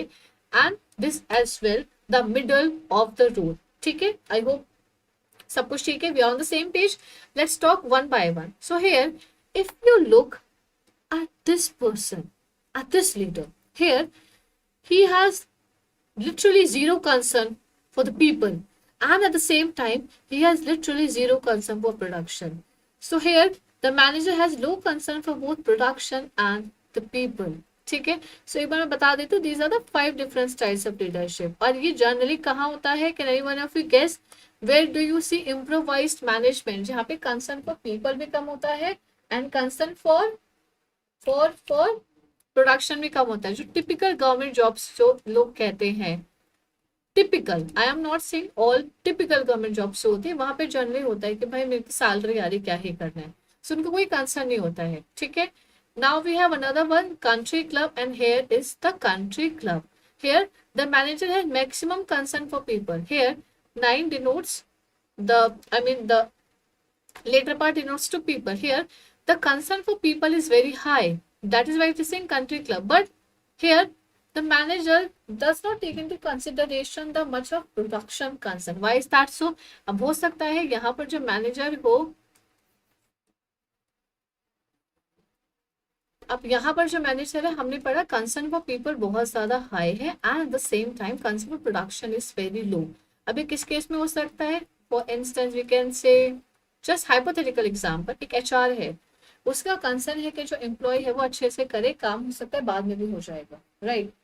And we have another one that is middle road. यहाँ पे वो दोनों का कंसर्न रहता है एक मैनेजर के लिए, वो दोनों सेम रहता है. ठीक है. Task management, autocratic style of leadership. Autocratic style of leadership simply. Because task में concern तो 1 है, लेकिन employee concern क्या है? Sorry, task में concern high है, 9 है, but employee concern क्या है? It's just 1. So it is simply nothing but an autocratic style of leadership. And what do you think is the best one? Of course, team management is the best one. The leader has maximum concern for both production and people. It is considered as the best leadership style. Okay, so मैं फिर से quickly explain कर देती हूँ. तो manager grade were given by these 2 people. And इन्होंने 2 important concept के बारे में बात की. Concern for people means employee oriented in simple words. Concern for results / production means task oriented in simple words. इसके बाद they have like 5 different styles of leadership and task management is the best one. I hope everything is clear? If you have any doubt, please do let me know. Otherwise, I proceed with the next theory. Bhuvnesh is asking, do leadership roles change? Okay. As per time management quadrant from task oriented to employee oriented. See, Bhuvnesh, it also depends upon the task as well. Now, I feel like I do not have any sort of work pressure. मेरे suppose अनुज sir कह रहे हैं RBI exam भी हो गया है, नाबार्ड भी हो गया है, सेबी भी हो गया है. So now he will be more concern for the employees and less concern for the work. I am saying less. I'm not saying not at all. So again, घूम फिर के बात आ गई है सिचुएशन पर भी. So if I, you know, conclude the chapter of leadership in one sentence, it would be, we have so many styles of leadership and not one leadership style is bad. It depends upon the situation and what kind of followers am I dealing with. और सारे answers आप अपने exam में भी इसी concept के around revolve करके लिखना. I am beginning with the next theory and the next theory is three dimensional leader effectiveness model. So here what is happening, they are focusing on effectiveness. MJ Reddin added effectiveness. Please remember his name, important. Effectiveness dimension to the dimension, effectiveness dimension to the dimensions of managerial grid. हमने managerial grid में दो चीजें पढ़ी. Please write in the comment section below. What was the first one? The first one was the concern for people, that is employee oriented, and concern for production / task. अब इनके साथ उन्होंने एक effectiveness dimension भी add कर दी है. Now let's talk about this dimension in brief. So when the style of leader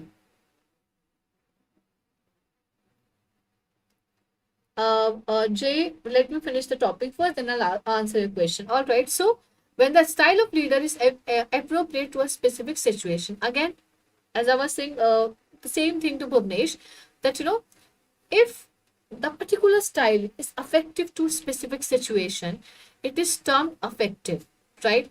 अब एक situation में कोई style काम आ गया, तो that would be effective, right? And the difference between effective and ineffective style is not actual behavior of the leader. That's what I told you. But वो किस environment में हम use कर रहे हैं, that is more important to consider. So for instance, यहाँ पे इसलिए हमने third dimension को add किया है, just to show the emphasize that it is more about the environment and not about the leader to choose the particular style. Again, the best example, Shinchan and Doraemon. Why I am giving the child example for you people? Because इन सब चीजों से बेहतर समझ पाते हैं. ठीक है. Now we have the next one, that is situational theories of leadership, important for the examination purpose. And if you guys remember, ये क्वेश्चन हमने मॉक में भी आपको दिया है और नहीं दिया तो आगे देंगे. This one question will be coming from this particular chapter as well, or the topic better. ठीक है. Now this thing says that leadership style may be effective under one situation or ineffective under another. All right, and it happens, right? So who is he? Do you remember? He was the prime minister, one of the most famous prime ministers of United Kingdom, and he said that अब इनको हम क्या करते हैं, वो I hope you know this thing. There is no one best leadership style applicable in all the situations. And Winston Churchill, this gentleman, for instance, the most effective and successful prime minister of Britain during the period of Second World War, but he was flop afterwards when the situation changed. अब जब World War II हो रही थी, उस situation में whatever the leadership style he was using, it was apt according to the situation.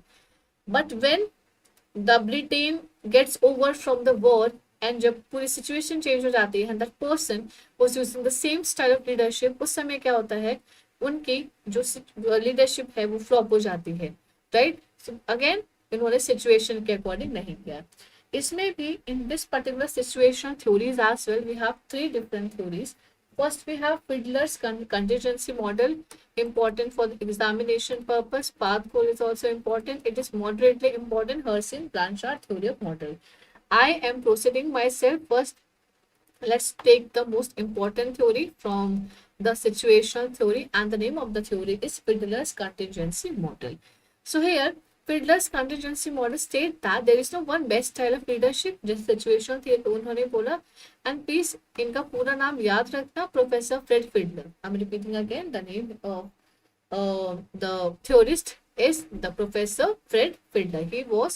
He authored the theory, and he believed something. Let's talk about that. Fiedler believed Fiedler believed that right leader must be chosen for each job based on their skill set and requirement of the situation. Right?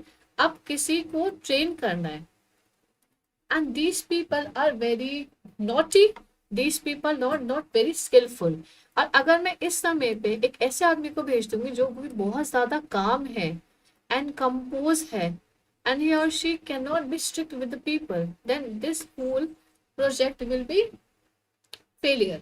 अब यहाँ पे मैं किसी ऐसे बंदे को भेजूंगी जो थोड़ा स्ट्रिक्ट है अपने काम करने में और जो इजीली इन एम्प्लॉयज का ध्यान रख सकता है, then it would be a way of choosing an appropriate style of leadership. I hope the thing is clear to you now. So according to Fiedler, there's a two major leadership style: task orientation and relation orientation. I'm not repeating the methods now. I've repeated like twice or thrice since we started the chapter leadership.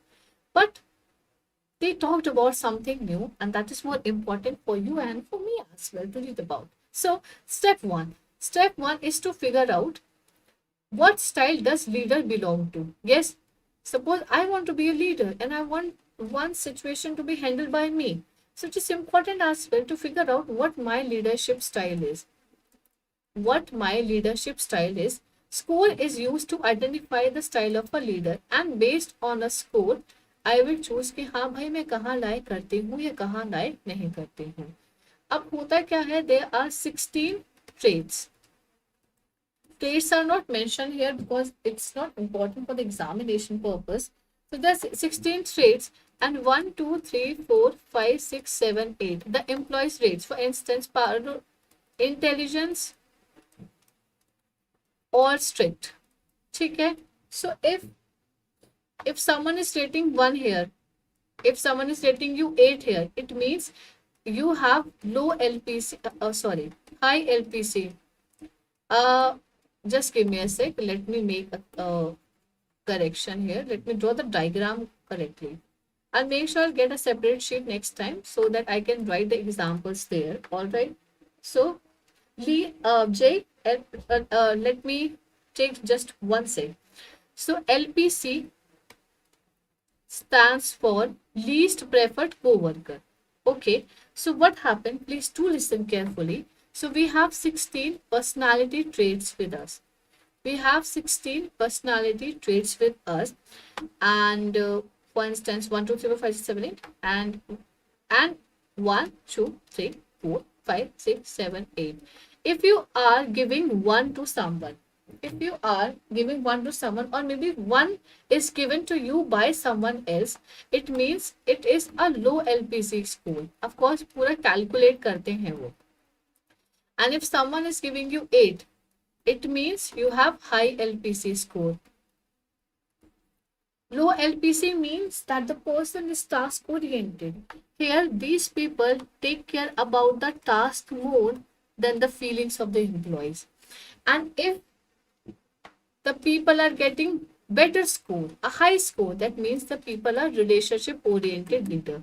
So personality leader, I hope आप समझ गए होंगे. तो अगर ज्यादा LP से मुझे ज्यादा अच्छे स्कोर मिल रहे हैं तो basically least preferred co-worker scheme में आता है इंटेलिजेंस, आपका पर्सनालिटी कैसी है और बिहेवियर कैसा है. एंड एम्प्लॉयज को पूरा एक सर्वे करने के लिए दिया जाता है मैनेजर्स का, and the rank the manager based on the survey. तो उन्हें पता चल जाता है कि हाँ मैनेजर जो सबऑर्डिनेट्स है मुझे किस तरीके से देख रहे हैं. आई होप आपको समझ आ गया. If you have any doubt please do let me know. अब फर्स्ट हमने फिगर आउट कर लिया कि लीडरशिप स्टाइल कौन सा है, and the next thing is to identify the situational variable. The next thing is to find a situational variable, and how can we do that with these three variables. The first variable is leader member relations. It means how are the relations between the employees and the employer. I'm repeating again. How are the relations between the employees and the employer? Task structure simply means how well the task is defined. How well defined the task is. Last but not the least, we have position power, which simply means that the ability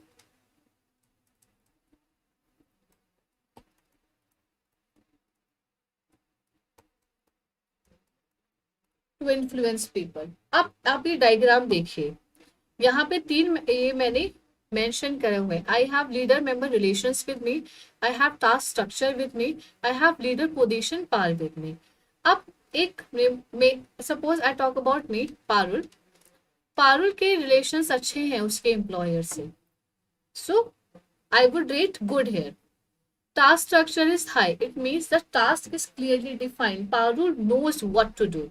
Leader's positions power is strong. It simply means that the Anuj sir has the ability to influence my actions and the behavior. Just give me a sec.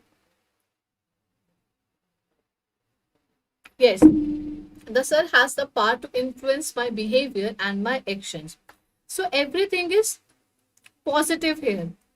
Everything is positive here. It means the situation is favorable. It simply means the situation is favorable. But as we move from left to right, same like we did in that continental model, as we move from left to right, the situation is becoming unfavorable now. The situation is becoming unfavorable now. Why is that so? Because here leader member relations are poor.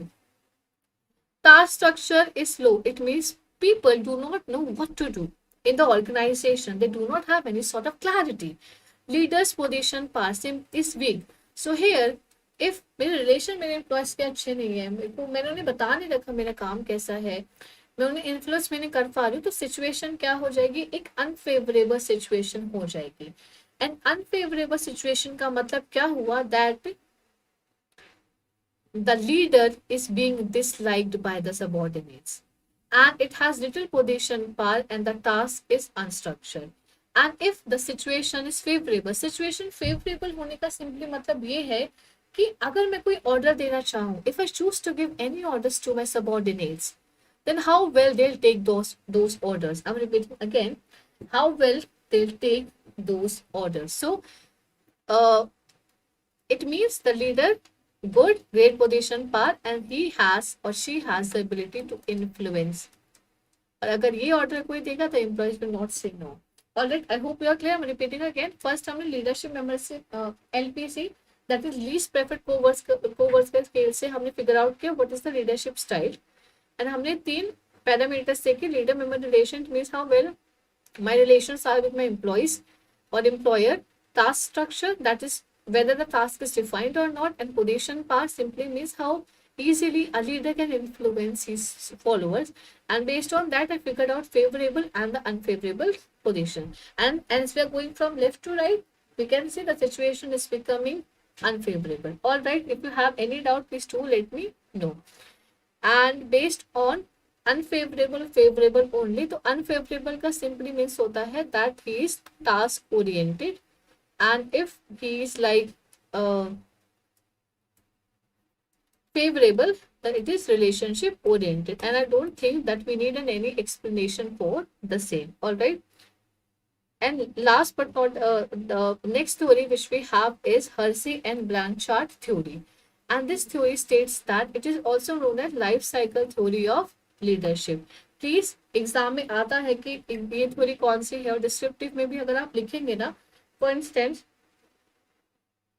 a descriptive question comes on the theory of Hersey and Blanchard theory, and you're writing in the examination that this theory is also known as life cycle theory of leadership, then what will you see?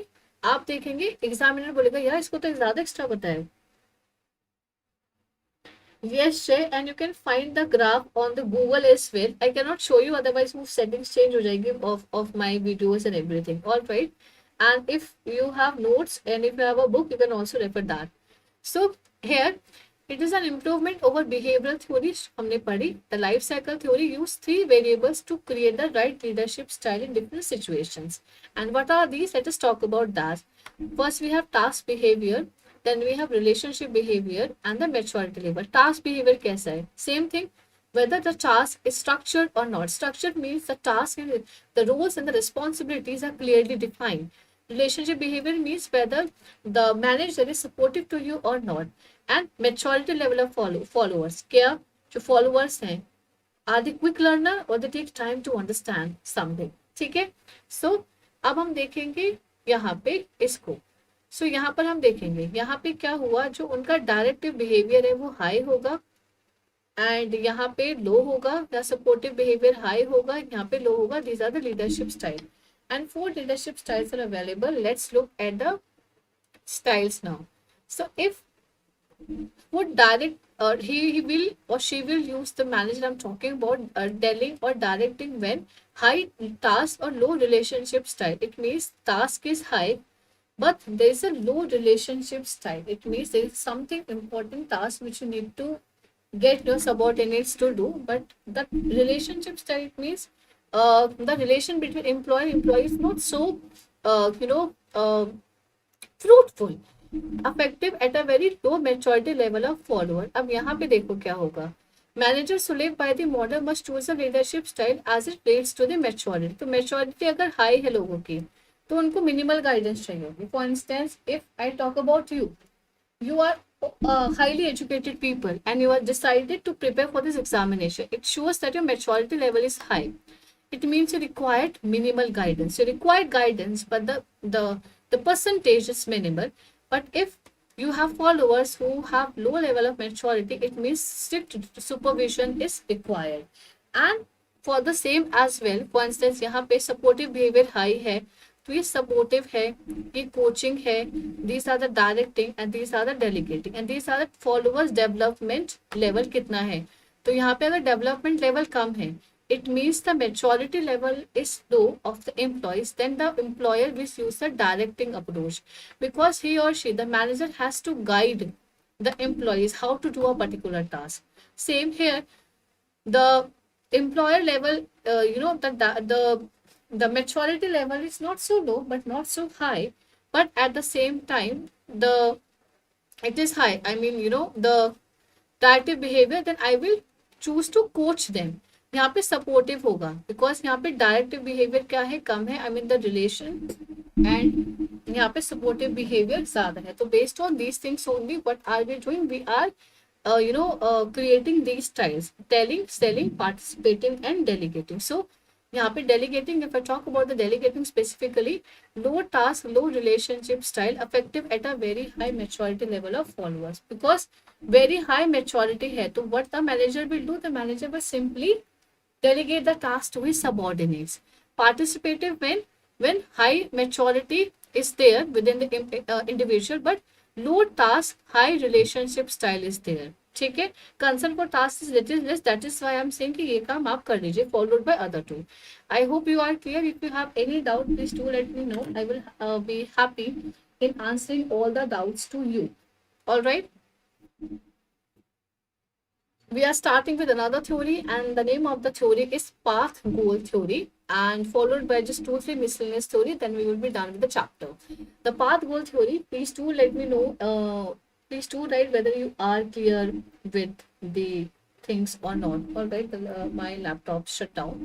I'll use my phone to see the comments now. Okay, so now let's talk about the path J goal theory. Let me turn on the comments in my phone. Okay, so here Robert J. House and Martin Evans developed another situational theory, and the theory is focused on what the theory focuses on how the leader provides subordinates with a path to achieve.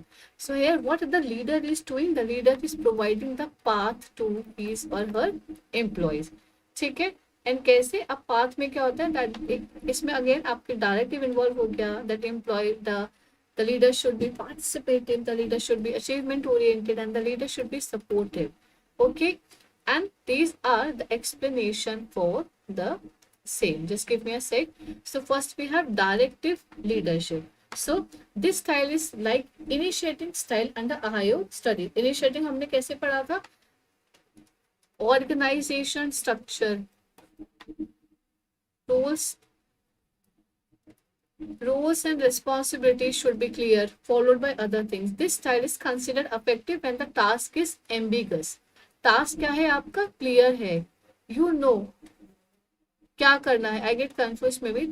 You know, basically here the task is clear. The people have the clarity how to do a particular task. तो वो क्या करते हैं? वो नहीं बोलते. You start with directive leadership. Then we have supportive leadership. Supportive leadership is it is considered to consideration style of Ohio study से हमें consider किया जाता है. मतलब consideration style हमने पढ़ा था to take care of the employees needs as well. Supportive style is more effective under stressful task में ज़्यादा effective होता है because at that point of time only employees need some sort of guidance from his employers. All right, उन्हें एक psychological support चाहिए होता है और manager नहीं देगा तो कौन देगा. Then we have participative style. Participative style is nothing but जो नॉन repetitive टास्क होते हैं because such tasks unique and changing situation which require active participation of all members. तो पार्टिसिपेशन अप्रोच करते हैं. अचीवमेंट ओरिएंटेड क्या होता है? Non repetitive task के लिए हम क्या करते हैं? अचीवमेंट ओरिएंटेड यूज करते हैं. Not go into detail, not so important for the examination purpose. तो जितना ज्यादा जिस टॉपिक की इंपॉर्टेंस है teaching on the basis of that only. Now let's understand the difference between successful and effective leader and then we will be done with this particular topic as well. So I'm giving you example for the same. So successful leader and effective leader.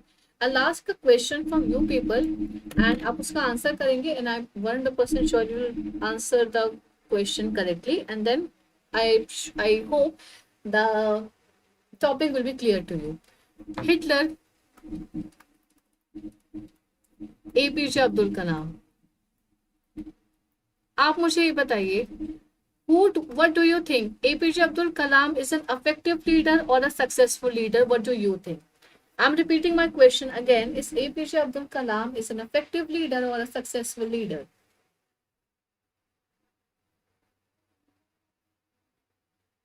Yes, Jay is right. Is APJ Abdul Kalam is an effective leader or a successful leader? I'm waiting for your answer in the comment section. So I'll begin. I'm not waiting. So APJ Abdul Kalam would be successful leader because successful leader motivates the workforce. वो force से काम नहीं कराता है. So an effective leader merely cares about the work only.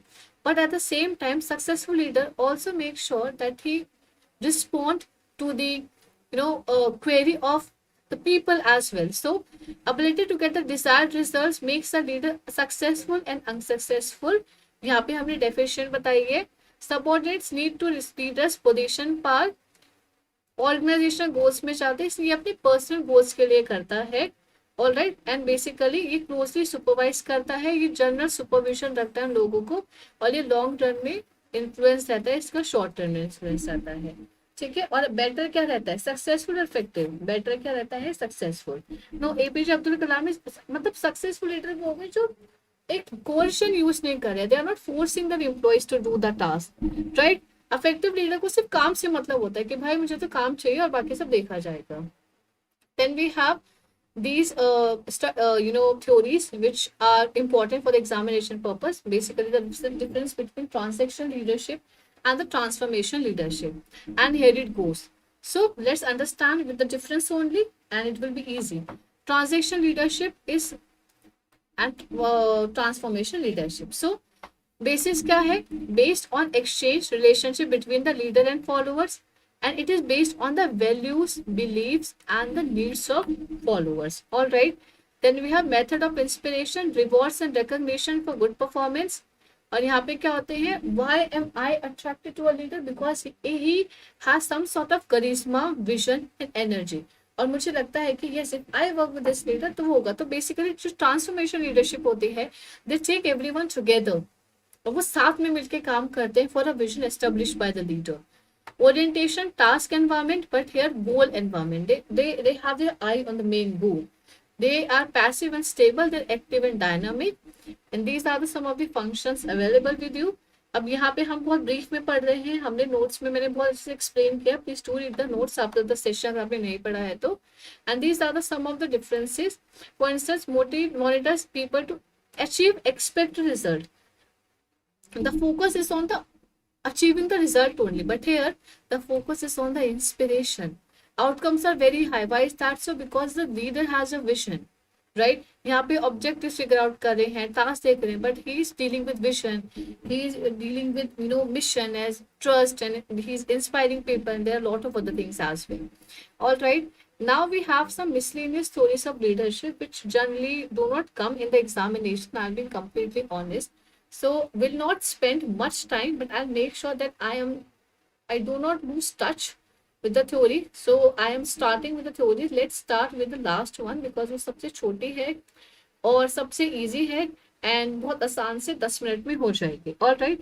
And इस question पे आप ज्यादा ध्यान मत दीजिएगा बिकॉज एग्जाम में नहीं आता है. जो हमने ऊपर थ्योरीज पढ़ी वो आता है. I missed one important theory and that is charismatic theory of leadership. वो आपके एग्जाम में स्पेसिफिकली मेंशन है and I forgot to explain about it. So charismatic is more or less related to transformation leadership only. Why am I following someone? Why am I admire someone? Because that person has some sort of charisma and energy, which I want in myself as well. For instance, if you say APJ Abdul Kalam was a charismatic personality because he had that charisma which made him the president of our country, India, right? So इतना brief में ही जानना अभी हमारे लिए ठीक रहेगा. Let's start with the next one, that is the Zenger and Foxman 10 leadership flaws. In short, these two gentlemen told us about 10 leadership flaws. उन्होंने बोला कि ये leadership flaws लोगों को कोशिश करनी चाहिए कि उनकी पर्सनालिटीज में ना हो. And these are the flaws in front of you. The first one we have, don't collaborate. Some people do not collaborate. Some people don't take the participation of his or her employee. They don't walk the talk. मतलब जो वो कह रहे हैं वो नहीं कर रहे हैं. Lack enthusiasm and energy, not important for the examination purpose. I'm just explaining कि आप कुछ मिस ना हो. They have poor judgment. They resist new ideas. They fear to develop. आदर्श उन्हें लगता है भाई वो मुझसे ज़्यादा सक्सेसफुल हो गया तो. Lack of interpersonal skills, don't learn from mistake. They don't have any vision and they accept mediocre performance. They are not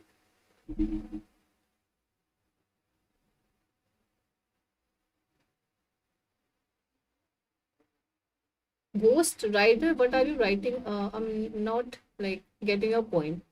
The next one we have is, let's take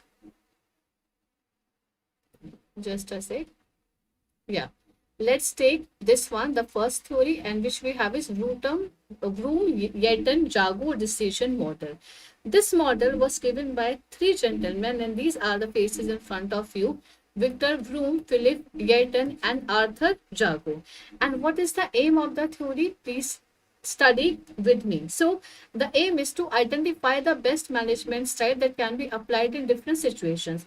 Now what are they doing? They are figuring out one best management style that can be applied in every situations, no, in different situations, and subsequently the optimal decision making approach to implement these situations.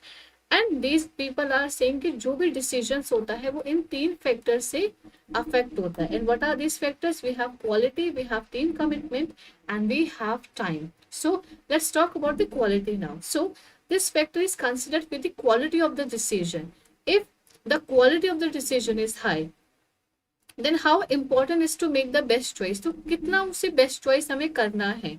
अगर ज्यादा quality का decision है, for instance decision is about your personality, it's not your personality or career, then you make sure कि हाँ मैं बाकी का भी consideration लूँ, because here I am talking about my career, I'm not going to joke about it. All right. Shayan Khan, of course transformation leadership is more important, better than transactional leadership. ठीक है. And then we have, guys, I am saying these are not so important, but I have not made the paper and I will not make the paper. That is why I am covering everything so that it do not come after me after the phase 2 के ma'am हमने इस platform पे ये नहीं पढ़ा था, ये extra आ गया है. एंड अभी बहुत टाइम है, सब पढ़ के जाना है. अगर प्रीवियस इक्वेशंस में यहाँ से क्वेश्चंस नहीं आए हैं, इन केस क्वेश्चंस आ जाए, you never know, right. Now we have team commitment. Adding team members to the decision making process increases the quality of output. अगर मैं ज्यादा लोगों को डिसीजन मेकिंग में ऐड करूँ तो वो आउटपुट भी बढ़ेगा और अच्छा डिसीजन में ले पाऊंगी. Then we have time as well. While deciding an accurate timeline should first to create it to determine whether it, मतलब बेसिकली आपको देखना होगा कि किस टाइमलाइन में हमें वो डिसीजन लेना है. एंड इसी के बेसिस पे हम क्या करते हैं, 8 क्वेश्चंस को लेते हैं. ठीक है.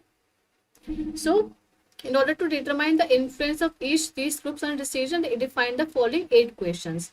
And these are the 8 questions. I'm just reading it for you. How important is the technical quality, subordinate commitment. Just a sec. Sufficient information है क्या डिसीजन लेने की हमारे पास. And at the same time, problem के well structured है. If you were to make the decision by yourself, इस खुद आप कर सकते हो. Do subordinates share the organization goals to be attained? Resolving the problems to is conflict among subordinates over preferred, and all these 8 questions not important for the examination purpose. अब इसी को base में करके हमने 5 लीडरशिप स्टाइल्स फॉर्म करी. Autocratic 1, 2, कंसल्टिव 1, 2 and group based type 1. Let us talk about the first one, that is the leader alone decides given information. Here autocratic, and of course autocratic में सारे काम वो खुद ही करता है, तो this is the first one. Second, leader collects the required information from followers. से वो required information ले लेता है, then makes the decision alone. And वो सारे क्या करता है, काम वो खुद से करता है. Leader seeks consultative type 2. Leader seeks ideas. Here consultative, that is why he's seeking ideas from the people and suggestions before making the decisions alone. Here the consultative type 2, leader shares the information in a group alone and seeks the ideas and suggestions before deciding alone. तो वो decide तो खुद करता है, but वो क्या करता है, make sure that he is taking ideas and suggestions. Group they take suggestions in a group and what they do, they brainstorm. Then we have leaders member exchange theory, and this theory was given by George Green and his colleagues constructed from the former leader member exchange theory. Let's talk about the theory in brief now. So what is he saying? He is saying that it is a two-way relationship or dyadic relationship between the leaders and the team members. अब वो कैसे two way relationship है उनके बारे में बात करते हैं. And what is saying, the quality of leadership is measured by means of level of trust. अब कैसे लीडरशिप होगी, दिस पर्सन इज सेइंग हम लेवल ऑफ ट्रस्ट देखेंगे, रिस्पेक्ट देखेंगे, क्वालिटी देखेंगे, जॉब सेटिस्फेक्शन देखेंगे एंड जॉब परफॉर्मेंस देखेंगे. Now let us understand. आप सोच रहे हो कि मुझे समझ नहीं आया क्या है, तो हम क्या देख रहे हैं, उनको लीडर मेंबर एक्सचेंज थ्योरी देख रहे हैं. और इस थ्योरी में हम बेसिकली बात करेंगे 3 चीजों की, role taking, role making and role routinization. Now first talk about the first one. It is not risk, it is role taking. So it takes place when a new member joins a team and their abilities are initially assessed by the leader. अब आप क्या हो गया, आप RBI grade manager बनोगे, आपको एकदम से वो बिग टास्क नहीं देंगे.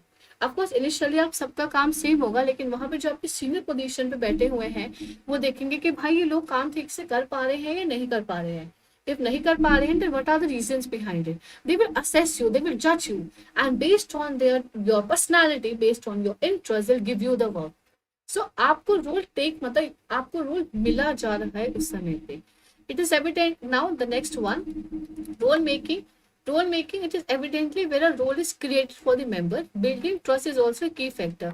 अब रोल मेकिंग में 2 चीजें आती है विच इज इम्पोर्टेंट. ये एग्जाम में बिल्कुल आ सकता है, इन ग्रुप एंड आउट ग्रुप. अब देखते हैं इसमें क्या बात कर रहे हैं.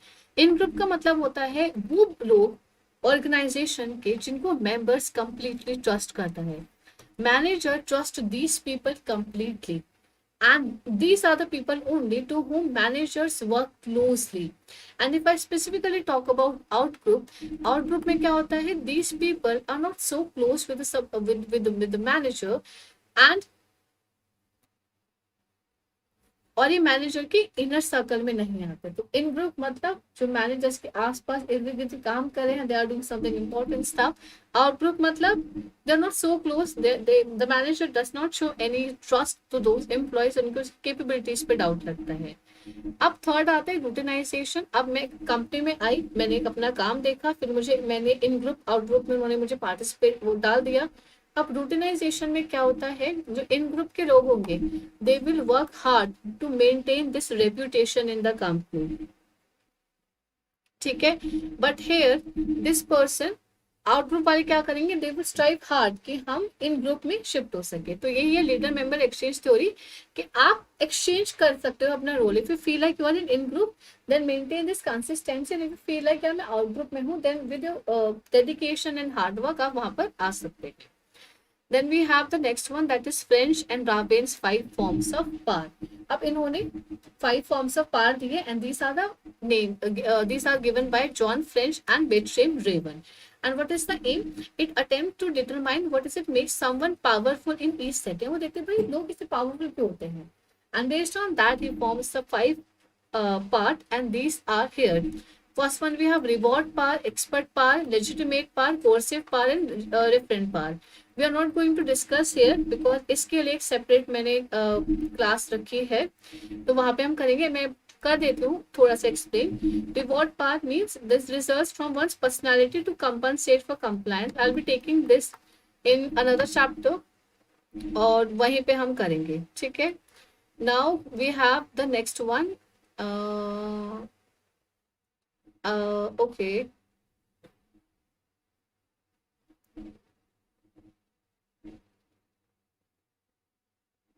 Okay, just give me a sec.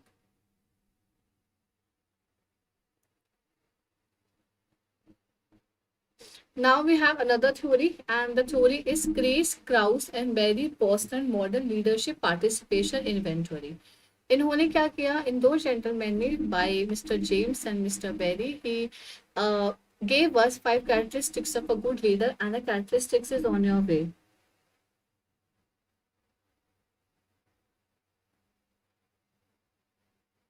No, Mr. Azril, we cannot do tomorrow. Complete करना है आज, ठीक है। So these are the 5 characteristics. Model the way, that is clarify value, set the example. Basically, आपको बताना है, you have to show your values and you have to set the example. You have to show that is you are the leader.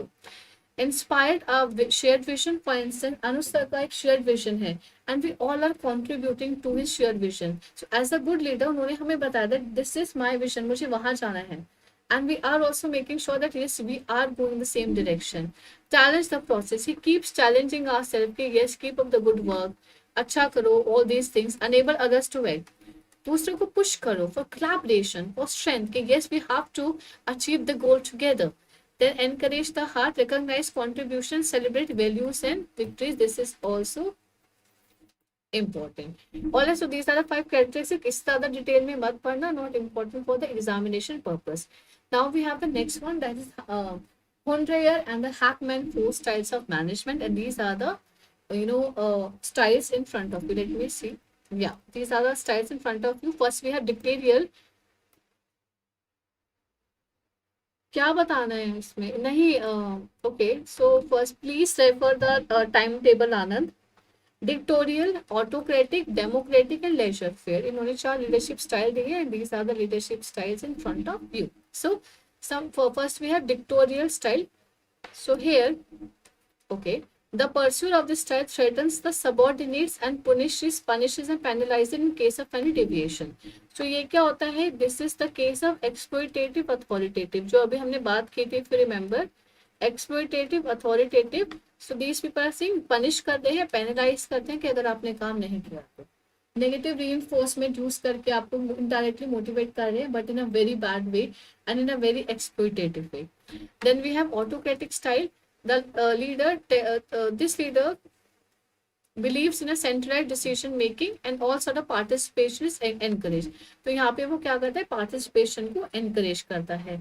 Then we have democratic style. Democratic में क्या आ गया, this is often regarded as the best leadership style, हमें बोलते हैं.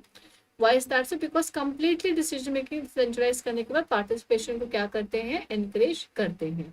और यहाँ पे participation को discourage करते हैं because of tongue twister, I think, style. It means subordinates are complete autonomy. I hope you all know that. Now we have the last one theory, and after that we will be done with this chapter. That is the John Adair Action Center Authority. So what is he saying? Let's understand that. John Adair's simple action centered leadership theory. So he believes that leadership can be taught, that it does not depend on person's traits. मतलब ये great man theory की opposite है. This theory is opposite of great man theory, आप ये तो ध्यान में रखना है, ठीक है, इनका नाम याद रखना. His model was figuratively based on three overlapping close representing. अब कौन कौन three overlapping circles है? Let's talk about that. First, we have achieved the task. Then we have build and maintain the team. Just a sec. Build and maintain the team. And then we have developed the individual. And these are in front of you. I hope you can see me clearly. Yeah, okay. So first, Adair's concept asserts that these three needs are watchwords of leadership. कौन कौन सी कैपेचर achieve करो, task को develop करो, individual को, and all these things, ठीक है. सो Adair's concept asserts that these three needs are the watchwords of leadership, as people expect the leaders to help them to achieve the common task, right? We expect this from a manager. Build the synergy of teamwork and respond to individual needs. अब ये overlap है. अब देखिए, अब ये क्या कह रहे हैं, कैसे ओवरलैप है, that is important to understand. Achieving the task builds the team and satisfy the individual. अगर आपने टास्क अचीव कर लिया, if you achieve some task, suppose हमारा टास्क है टू बी कम्प्लीटली ऑनेस्ट कि हम इतने अच्छे से पढ़ाएं कि ज्यादा से ज्यादा लोग सिलेक्शन ले, ज्यादा से ज्यादा लोगों को घर में RBI सेबी में नाबार्ड में सिलेक्शन मिले. सो अचीव कर लेंगे टास्क को, तो मतलब टीम और टीम सेटिस्फाई होगी, ठीक है. If the team needs are not met, अगर टीम नीड्स मेट नहीं होगी, मतलब नीड्स में क्या हो गया, रिकॉग्निशन, पे स्किन, ऑल दिस थिंग्स जो हमने हाइजीन और मेंटेनेंस फैक्टर्स में पढ़ा था, मोटिवेटिंग फैक्टर्स में पढ़ा है. If the team lacks cohesiveness, अगर टीम कोहेसिव नहीं है, it means they are not working together closely, then performance of the task is impaired. तो कैसे होगा, if there is no team work in the organization, then how can you expect that your organization goals will be fulfilled, right? If individual needs are not met, अगर individual needs ही met नहीं होगी, then team क्या होगा, lack cohesive होगा, because एक की need satisfy हो गई है, दूसरे की नहीं होगी, तो कोहेसिवनेस नहीं हो पाएगा, and the performance of the task will be impaired. All right, and with this we are done with all the important theories of leadership. If you have any doubt, you can write in the comment section below. Okay, that was a big task for me as well, and I was motivated. So I was motivated because it was my first lecture, and I hope I made justice with this lecture. Please do write in the comment section below if you like the session, and please do like the session. And I'm not forcing you. If you like the session, please like the session, and I hope you like the class. You tomorrow now with another two important chapters of management, which is communication and organization change. I hope, thank you, and please ये सब ना comment section में लिख देना. I feel very motivated. So yeah, see you tomorrow at 8 AM sharp, and कल की class कोशिश करेंगे 11 बजे तक, 11:15 तक तो wrap up कर दे. And Anand, the first two classes will be on YouTube. Other classes are only for the paid enrolled students. All right. So see you. Bye bye, everyone. Thank you for staying till here with me, and thank you so much, Vinu. See you tomorrow with more energy, with more power, and with more luck. And yeah, thank you so much. Bye. Thank you so much, Jay. And please do write in the comment section below. Thank you. Bye bye.